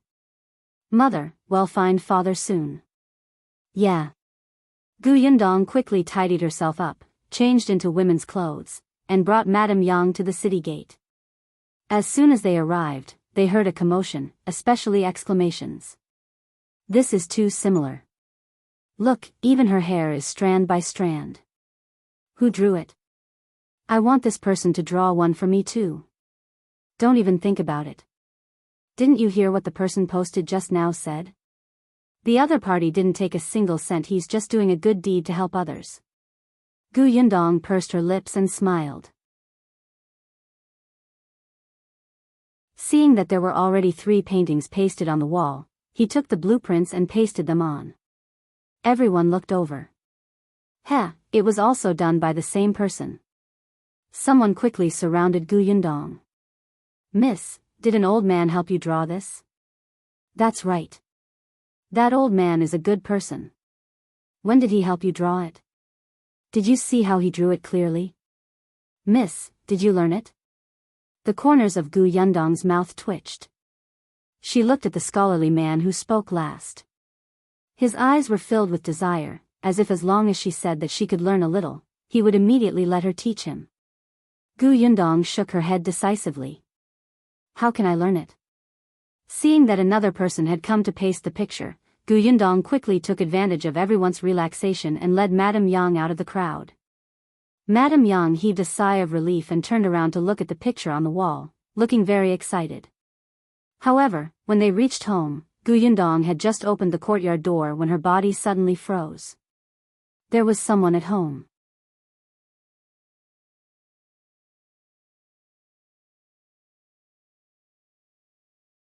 Chapter 275.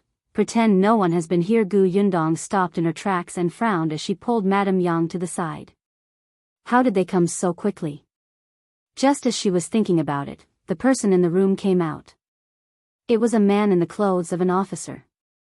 He was someone that Gu Yundong knew, the leader of the officers who came over after she saved the child at the inn that day. The officer stood at the door of the central room and gave her a look, telling her to close the courtyard door first. Gu Yundong had a good impression of him. It was said that not long after the kidnappers were taken away that day, they were asked about the whereabouts of the children who had been kidnapped during the Lantern Festival.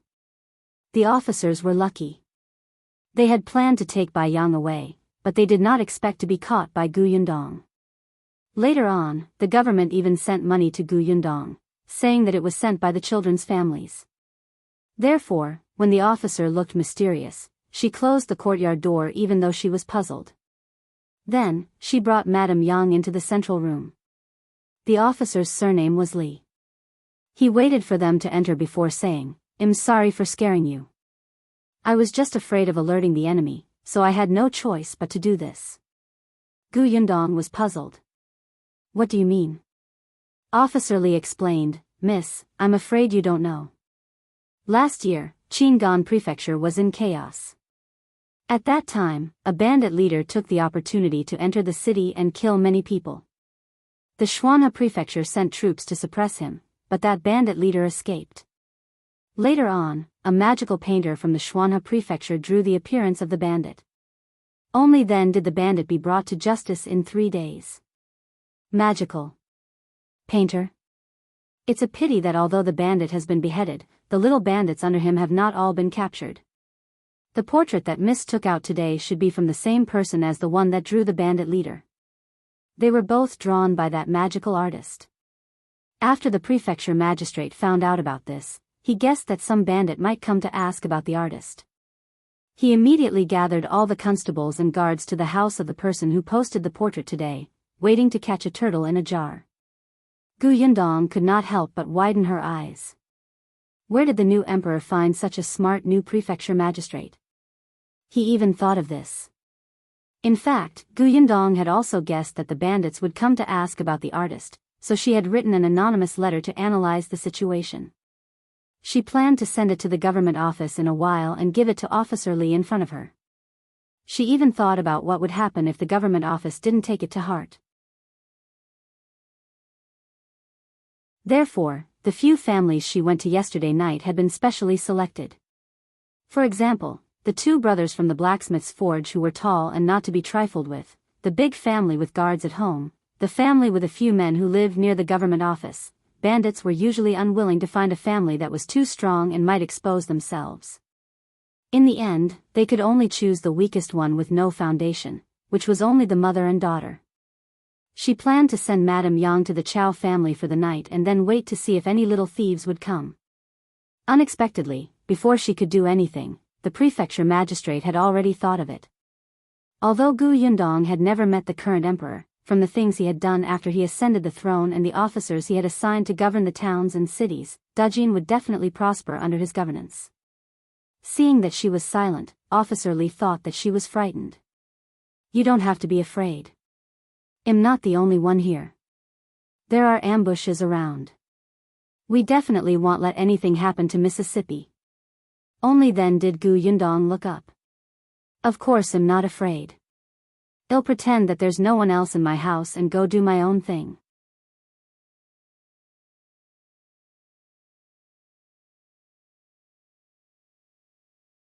Chapter 276. There's news of Gu Dajiang. Officer Li smiled and nodded. He knew it. This girl was different from ordinary girls. Otherwise, why would she catch kidnappers in public? Sure enough, Gu Yundong followed Madame Yang into the house. They boiled water, cooked, and talked. Officer Li was also very self-aware. He went to another room and did not come out. It was only at night that he asked Gu Yundong and her mother to stay in their room and not go out. He was on high alert. The reason why small thieves were small thieves was because they were not very smart, so they could not even be a small leader. Hence, when the sky turned dark at night, 4 of them did not disappoint others and sneaked into the courtyard. There was also one person outside. However, in the blink of an eye, a person pounced on him from the left and right. The bandit who was acting as a lookout was taken down before he could even make a sound. Immediately after, the officers outside the door quickly broke open the door and rushed in. The 4 of them were still prying open the door of the central room when they were surrounded in the blink of an eye. The door of the central room opened from the inside. Officer Lee sneered at them. "You're finally here." "What? What did he mean?" Could it be that the officers knew that they would come? Could it be that this was a trap set up by the government to lure them out? Damn it. The few thieves turned around and ran, but there were more officers than them, and they had come prepared. How could they let them leave? However, thieves were different from ordinary thieves. They were indeed ruthless. They took out their daggers and started fighting with a few officers. One of the officers had a cut on his arm, but he still took them down. One by one, they were dragged away with their hands tied and their mouths covered. As for what happened next, it would depend on the prefecture magistrate's ability. Perhaps he could pull out the carrots and bring them out of the mud to catch them all in one fell swoop. Yundong opened a corner of the window and saw the entire process clearly. Officer Lee was the last to leave. He glanced at the window. "I've disturbed Miss Gu today. Goodbye." Yundong waved her hand. When she saw that everyone had left, she lowered the window. The next day, she went to ask around. As she had expected, the other families did not encounter any thieves, although the officers were also lying in ambush at those places. After this incident, even if the bandits were not all captured, they would probably think that this was a trap set by the government and not dare to act rashly. In the next few days, Yundong would sometimes go to the notice board to take a look. Sometimes, she would go elsewhere to inquire. She had even asked Officer Lee about Dajiang's whereabouts. Unfortunately, the government office didn't find any information on Dajiang's household registration. Actually, Yundong had known for a long time. After all, when Qin Wenjing agreed to help, he had hired someone to ask the authorities. Unfortunately, there were many refugees and bandits during that period of time. How many people went missing and how many people were killed? There were countless documents missing from the government. It was very difficult to find a person in the vast sea of people. Furthermore, the name Dajiang was too common. There were several of them in the same village, so it was even more difficult to investigate. Nowadays, Qingan Prefecture had a lot of things to do. From the prefecture magistrate to the servants, they were all so busy that their feet didn't touch the ground. Who had the time to help you find someone who might be dead or out of Qingan Prefecture? The authorities could not find anything, so Yundong thought of looking for her father among the people and posting a missing person notice. Fortunately, the vivid image attracted the attention of many people. Even those who did not often go to the notice board would curiously take a look. In addition, she had attached a reward of 10 taels of silver at the back. There would always be people who wanted to earn this money. Thus, on this day, Yundong had just eaten lunch when she finally received a clue.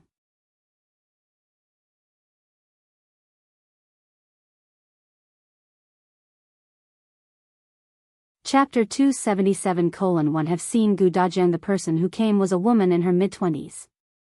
Her hair was tied into a woman's bun, and her clothes were a little tattered. She was still a little nervous when she entered. She looked around as if she was afraid that someone would suddenly jump out. Yundong asked her to sit, but she only dared to sit on half a stool. When she saw that there were only Yundong and Madame Yang in the house, the woman heaved a sigh of relief and said to her, I've seen the person in this portrait."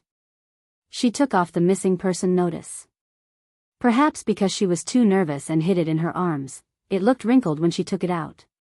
Seeing this, Madame Yang was immediately angry. She went forward and took the notice, placing it on the table and flattening it. The woman was shocked by her actions and stood up abruptly. What are you doing?" Yundong hurriedly said, "Sister-in-law, don't be nervous. My mother just feels a little heartache when she sees such a good portrait wrinkled. It's fine. You just said that you've seen the person in this portrait. Where did you see him?" She tried her best to be gentle, even though she was already very anxious. When the woman heard this, she sat down again. She bit her lip and asked her softly, You said that you would give me 10 taels of silver, right? That depends on whether you're telling the truth or not." "Of course it is." The woman hurriedly promised, I swear that everything I'm saying is true. Okay, I'm listening. The woman exhaled and said, this person's name is Gu Dajiang, right? Gu Yundong's eyes lit up. Yes. I've seen him before. It was when the Qingan prefecture was in chaos. I saw it after the soldiers from the Shuanha prefecture came here. At that time, the city was in chaos. Our family was poor, and our houses were in tatters. We thought that those refugees and bandits wouldn't like them, so we hid at home and waited for this chaos to pass before coming out. At the mention of the past, the woman still had lingering fear on her face. But I didn't expect them to come to my house. At that time, the soldiers quickly chased after us. Those bandits saw that they couldn't escape, so they captured me and my man. This Gu Dajiang came out at this time. He seemed to have given that officer an idea. Then, we were saved and those bandits were captured. Upon hearing Gu Dajiang's name, Madame Yang sat obediently at the side and listened. The woman continued, that officer seems to admire Gu Dajiang very much. He even asked Gu Dajiang to work by his side. However, he didn't succeed. Gu Dajiang said that he wanted to find his wife and children in Qingan prefecture. That officer was quite disappointed. Later on, he said that he could help him find them. When he found them, he would agree to help him. The woman was quite envious at that time. Back then, Gu Dajiang's clothes were tattered. Other than his clean face, his entire body smelled bad. It was obvious that he was a refugee who had escaped from Yongning prefecture. The officer didn't mind at all. The problem was that Gu Dajiang actually rejected such an opportunity to soar. The woman didn't have a good impression of refugees, even though Gu Dajiang could be considered to have saved them. But at the end of the day, if not for these refugees, why would their Qingan prefecture be in chaos? Why would she be captured by bandits? Why would more than half of her house be smashed? They were even poorer than before. The officer left after quelling the chaos. I heard that he made a great contribution and might go to the capital to become an official. We didn't see Gu Dajiang again and thought that he must have left with that officer. The woman said, I didn't expect to see him again half a month later.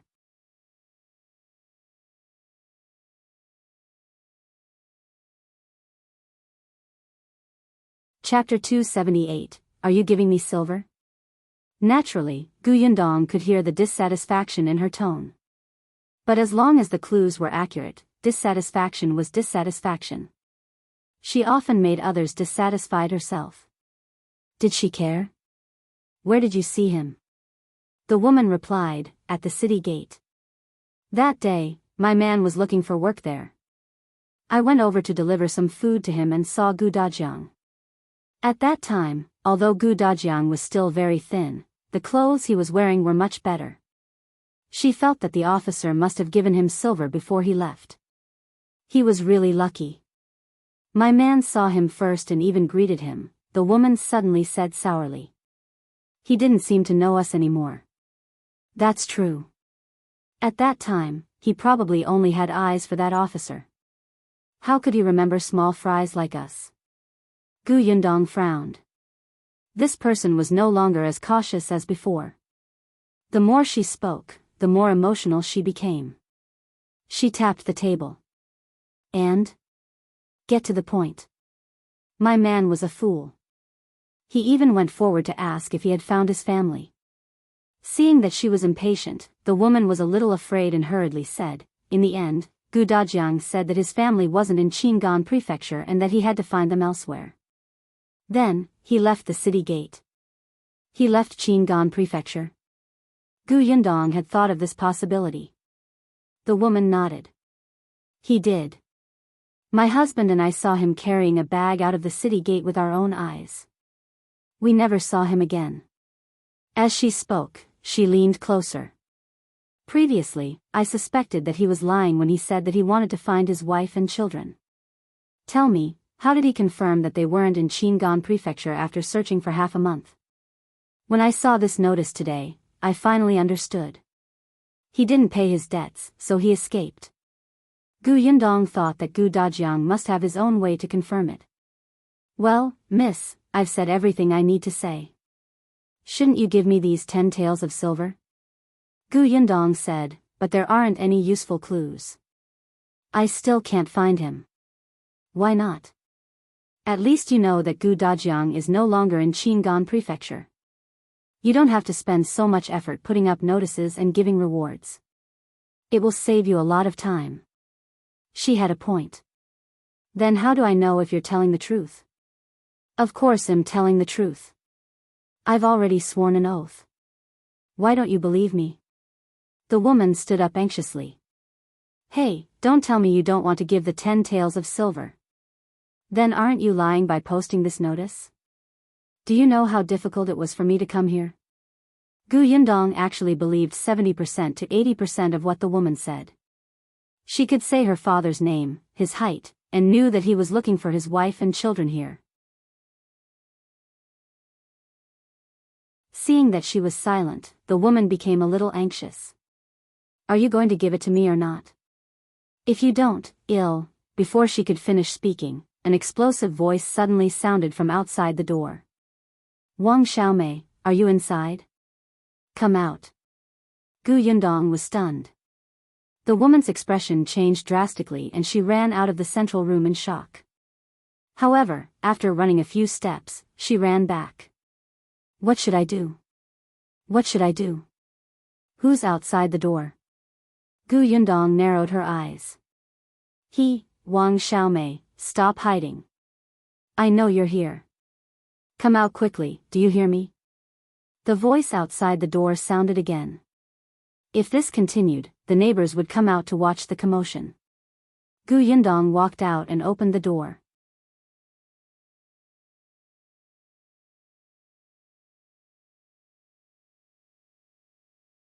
Chapter 279. Gone. When the man at the door saw that it was a teenage girl who opened the door, he was slightly stunned.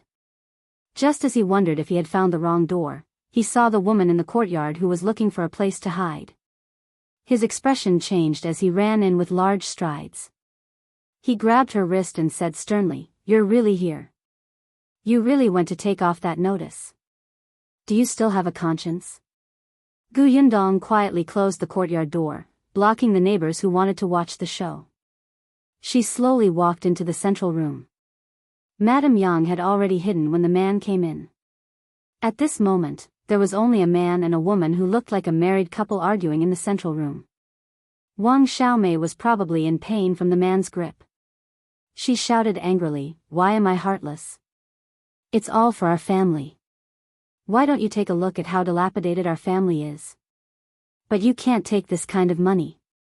If not for Gu Dajiang, we would have all died. They're here to collect debts. Would they let Gu Dajiang off if they found him? What do you mean we would have died without Gu Dajiang? Without him, the soldiers will save us. It's just a matter of time. You also know that they're looking for Gu Dajiang to collect debt. If he doesn't repay the debt, it means that he's not a good person at all. Whether he's a good person or not, I admit that he saved my life. Let me tell you, Wang Xiaomei, if you dare to take this silver today, they'll divorce you when we get back." Wang Xiaomei was stunned when she heard this. She looked at the man in disbelief. "You want to divorce me? Bao Chunhua, you want to divorce me for someone you've only met twice? What did I do wrong?" As she spoke, she started crying. "So what if I came here to report? I don't know where Gu Dajiang is now. At most, I'll tell them not to look for him in Qingan Prefecture. It's a huge world outside.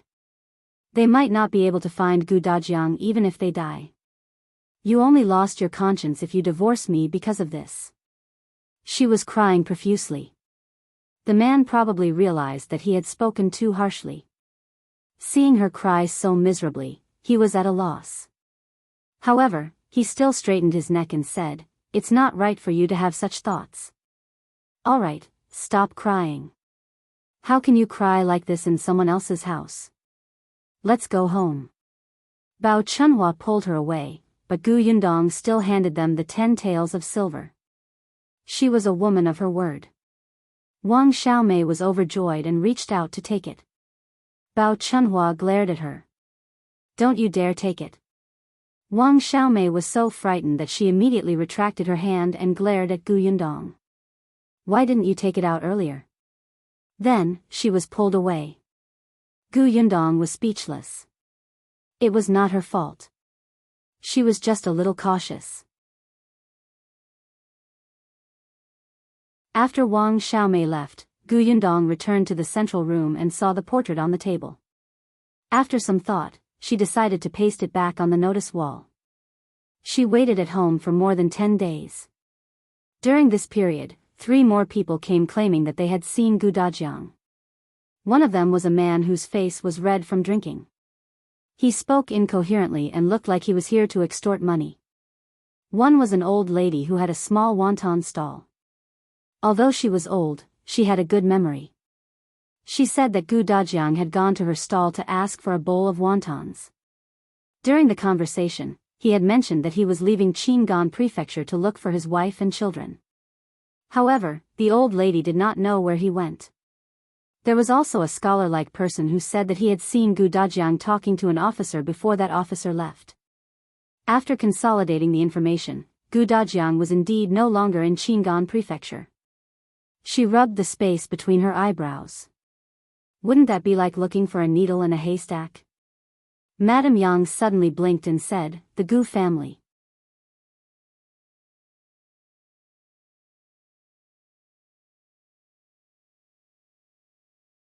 Chapter 280, Returning to the Gu family. Gu Yundong was stunned and immediately stood up.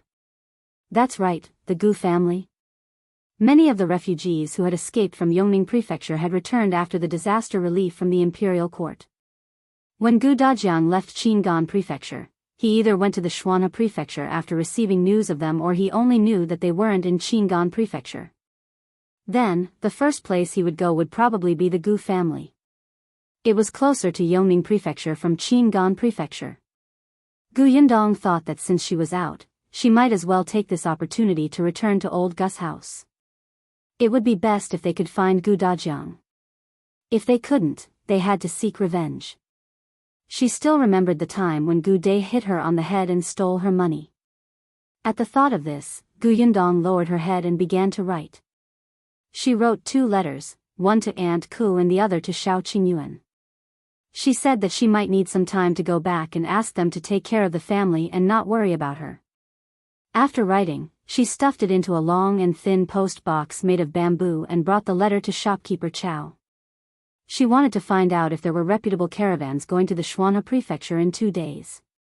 Unexpectedly, the Huimin Medical Center was about to send a batch of medicine to the medical center in the Shuanhe Prefecture. Moreover, they were in a hurry and would set off in the afternoon. Gu Yundong immediately handed the mailbox containing the letter to shopkeeper Chow. She gave the leader of the delivery team money and asked him to deliver the letter. With shopkeeper Chow around, there was naturally no need to worry. Shopkeeper Chow was a little emotional when he found out that she was leaving. Gu Yundong had asked him to tell Biyao that she was leaving if he saw him again, so that she would not drop by. Then, Gu Yundong began to pack her things. She went to the notice board and took off Gu Dajiang's portrait. From Wang Xiaomei, other than knowing that her father was not in the Qingan Prefecture, she also knew that her father had also contributed to catching bandits. She was worried that someone would hate him and look for him everywhere with this portrait. This portrait was too lifelike.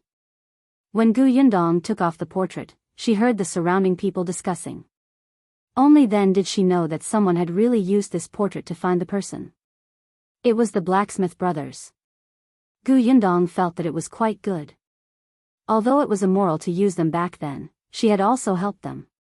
She hoped that others would find what they wanted. When Gu Yundong took the portrait and left the notice wall with Madame Yang, she happened to see Bao Chunhua.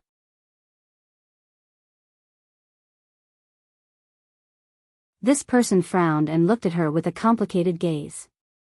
After a long time, he went forward and said, "What my wife said that day was all fake. She made it up. Gu Dajiang might still be in Qingan Prefecture." Gu Yundong wanted to laugh. Although Wang Xiaomei was a little selfish and heartless, this Bao Chunhua was not bad. She took 2 steps closer and said in a low voice, "Brother, don't worry. Gu Dajiang doesn't owe me money. I only wrote on the notice that he doesn't want to repay the debt because I want to find him as soon as possible." She didn't mention her relationship with Gu Dajiang. After all, it wasn't to that extent. Bao Chunhua was stunned. Really? Otherwise, do you think 2 weak women like us can really ask Gu Dajiang for the debt even if we find him? She took out a banknote worth 10 taels of silver. "This is the promised silver. Take it." Bao Chunhua took a few steps back and refused to take it. "I can't take it. My wife was up to no good. But she gave me information after all." "Take it." Gu Yundong stuffed the banknote into his hand and left with Madame Yang. Bao Chunhua stood rooted to the ground and did not speak for a long time. Gu Yundong bought some more things from the Qingan prefecture and returned the house. She set off the next day.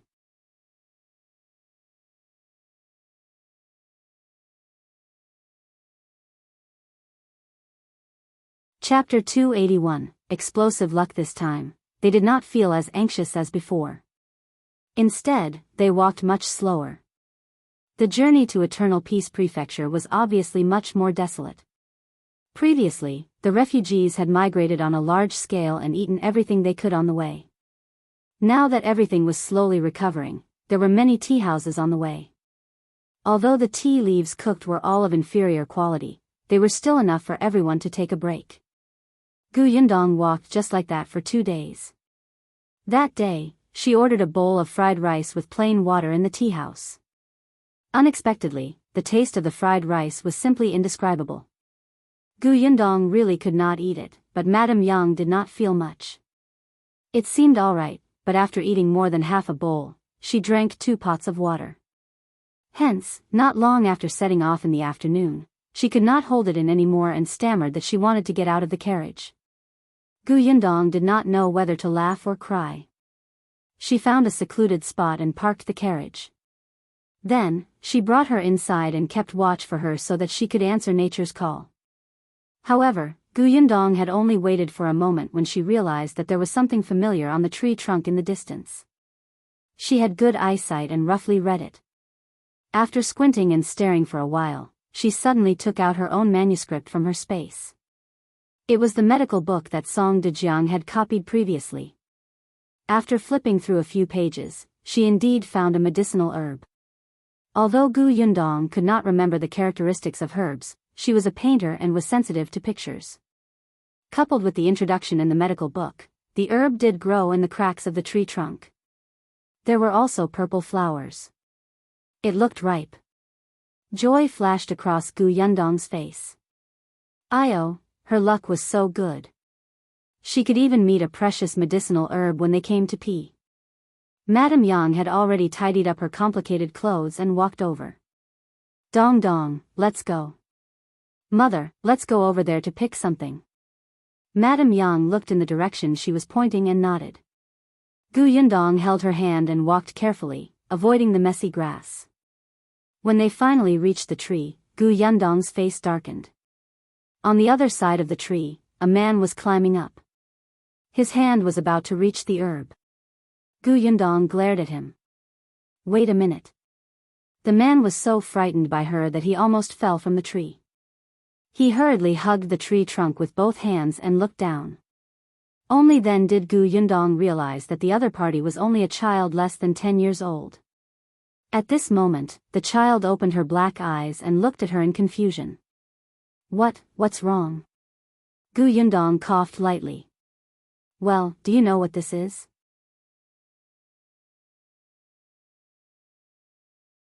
"Isn't it a flower?" the boy said. "I think it looks good, so I'll take it back for my sister to play with." "Play with?" "It's an herb." Gu Yundong's head hurt. This was first come, first served. She was not someone who could easily bully by a child. "But, sister, do you like this flower too? I'll give it to you. I'll help you pick it."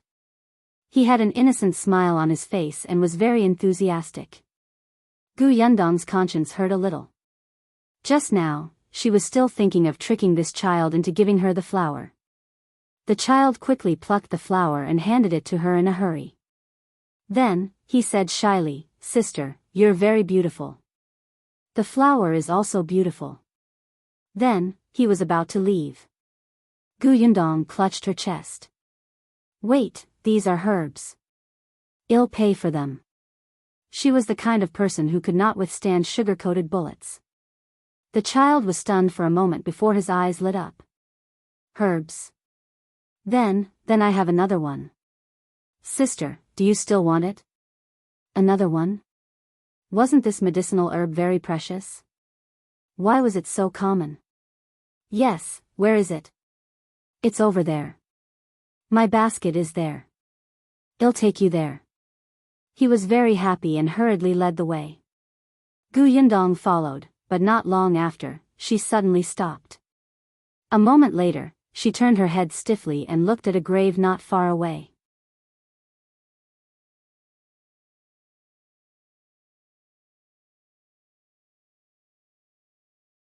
Chapter 282, Cousin is dead. The child walked for a while before realizing that she was not following him. He hurriedly turned his head to look. Seeing that she was staring at the grave not far away, he was a little vexed and said uneasily, "Sister, are you afraid of this? Then I'll take you to another path." "Don't be afraid." "Well, just take a detour. It's not far." Actually, there were more than one grave here. He was just hasty and was used to this path. He didn't expect this. Looking at their good clothes, they definitely didn't walk the mountain path often. He should have asked the sister to wait for him and brought the things over himself. Yundong heaved a sigh of relief and shook her head. "I'll go over and take a look."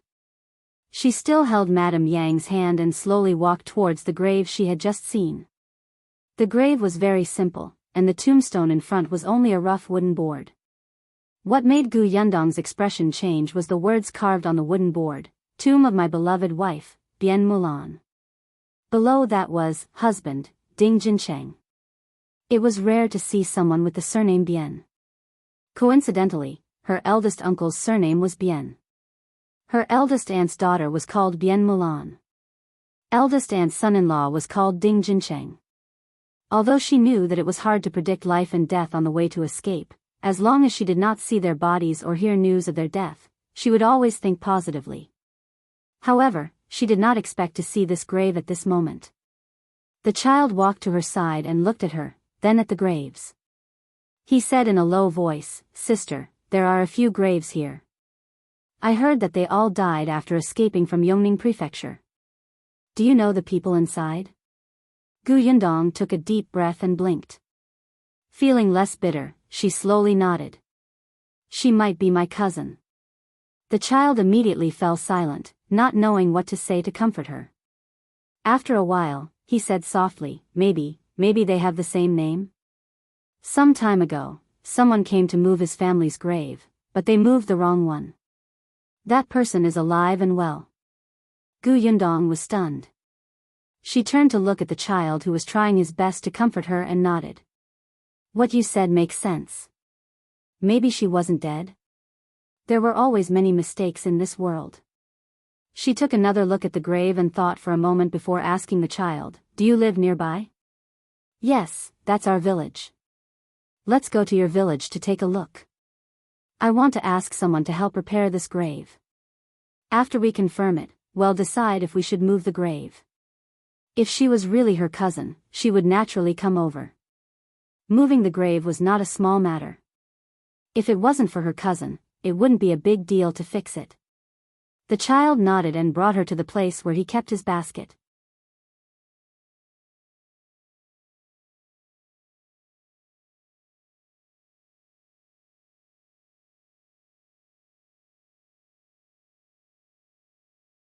Chapter 283, How much is it? Yundong shook his head. "I don't think this flower was picked from a tree, right?" "No. This was found in the grass. It had been blown over by the wind back then. It swayed beautifully." The child shook his head in disappointment and kept the flower. It turned out that only herbs that grew on trees were considered medicinal herbs. Yundong waved the one in his hand.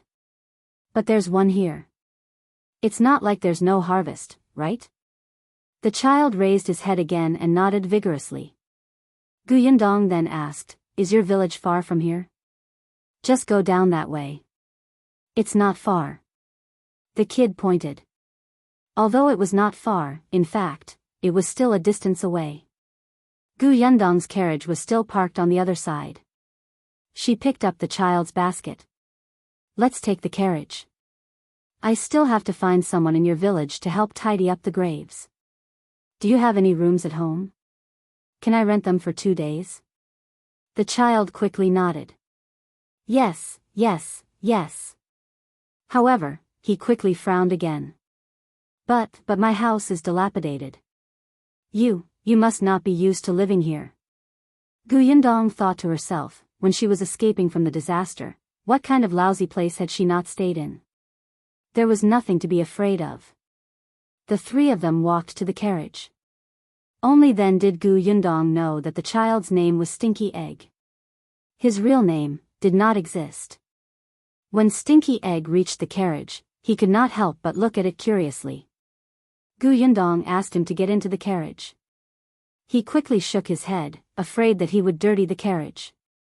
In the end, he sat carefully on the shaft of the carriage with the basket on his back and spoke to Yundong, who was also sitting on the shaft. Madame Yang gave him a piece of pastry, but he only accepted it after rejecting it for a long time. Yundong saw that this child was really honest. She thought for a moment and asked him while they were on the way, I'm asking you how much you plan to sell these herbs for. Ah. Stinky Egg blinked, a little distressed. He didn't know how much it was worth, but seeing that his sister seemed to value it very much, this medicinal herb should be very precious, right? After thinking for a while, he stretched out a trembling finger hesitantly. Yundong raised her eyebrows. 100 taels? Stinky Egg was shocked and hurriedly shook his head. No, it's 1 tael. Yundong was speechless. Although Dr. Song, that unreliable person, did not specify the value of this herb on the medical book, based on his knowledge and experience as an imperial physician in the palace, even he said that the herb in this book was precious. It was at least 50 taels. This child wanted 1 tael? Yundong felt that she would probably be struck by lightning.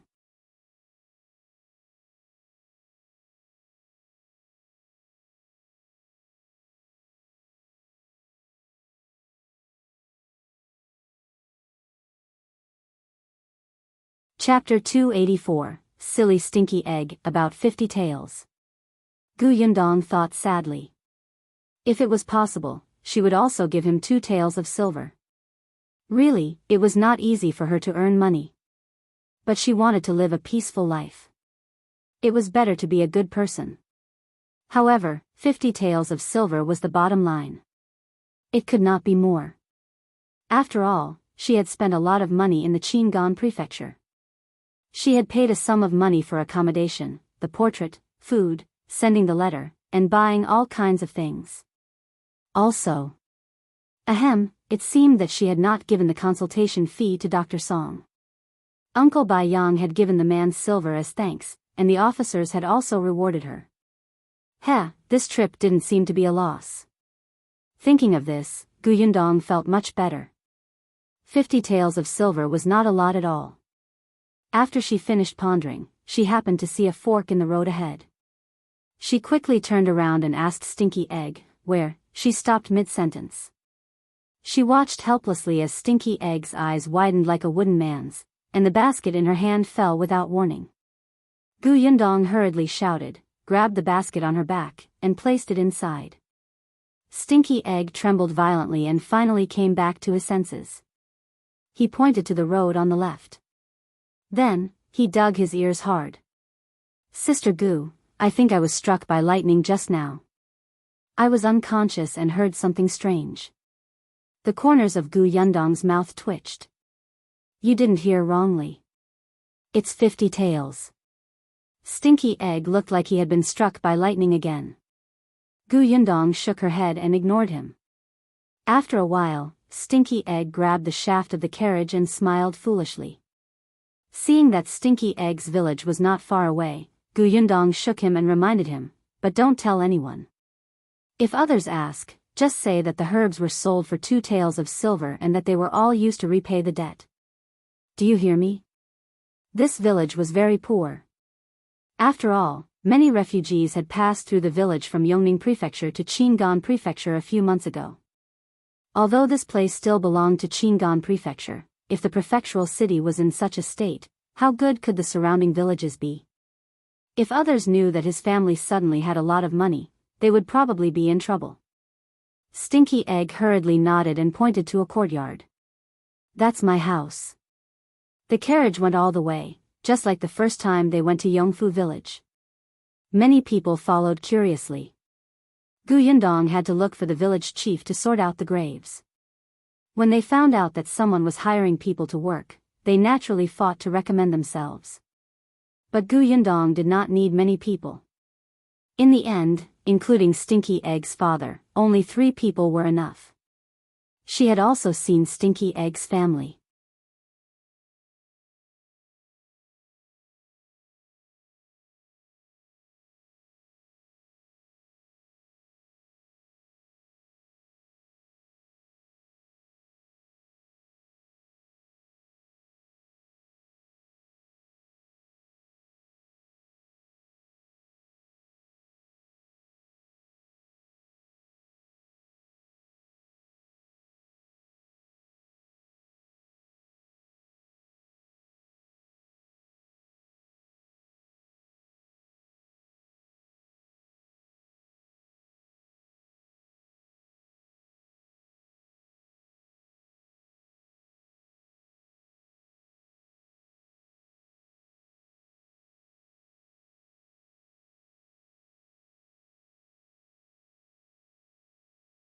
Chapter 288, Fire. At this moment, Dr. Yu was sweating and anxiously entering the Rinshin Medical Hall. How unlucky. That girl who looked easy to bully was actually so fierce.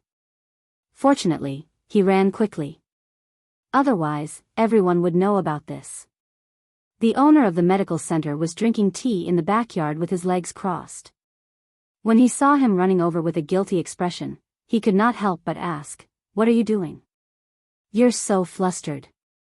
Those who don't know might think that a dog is chasing you behind. Yu Yue froze and immediately turned around with a flattering smile. "Boss, I saw that the sky was gloomy and it was about to rain. I ran a little faster." The owner of Rinshin Medical Hall was surnamed Gung. When he heard this, he looked up. "Isn't the weather quite good? I heard from the uncle who sold the groceries that it might be going down soon." "Is that so?" Boss Gung's face was filled with disbelief, but he quickly put this matter aside and asked irritably, "How's business today?" "It's just a few minor illnesses." Speaking of this, Yu Yue had a bitter expression on his face. Even so, they're still finding all kinds of excuses to ask for arrears in treatment fees. "No." Boss Gung snorted. "It's all because of that new lousy medical center that snatched the patients. A strong dragon can't suppress a local snake. They came from other prefectural cities and don't know any rules before opening a medical center." He stood up and took 2 steps in the courtyard. "No, I can't wait anymore. I'll get someone to smash this lousy medical center tomorrow." In fact, Rinshin Medical Hall was quite big at first. It was considered one of the top medical facilities in Yongning Prefecture. There were also a few doctors in the medical hall. Otherwise, Dajiang wouldn't have brought Madame Yang over. However, during the disaster, refugees appeared everywhere and the medical hall was closed. The doctors in the medical center had also left or died. Currently, there were only 2 doctors left. One was Dr. Yu, who was only average in medical skills and was hired because of his relationship with the Gung family. However, at this critical juncture, several new clinics were opened. Among them, the Huimin Medical Center was the most infuriating. When Yu Yue heard him say this, he quickly went up and asked, "What does the boss plan to do? Find a person who is about to die and carry him to the medical center?" No, this method is too old-fashioned. Think of something else. Then, should we say that their medicinal herbs are inferior but sold at a high price? No, this has been used on other clinics last time, and it's not of much use. Then send some silver to their doctors so that they can fight each other? You think my money came from the wind and you're giving them silver? Keep thinking.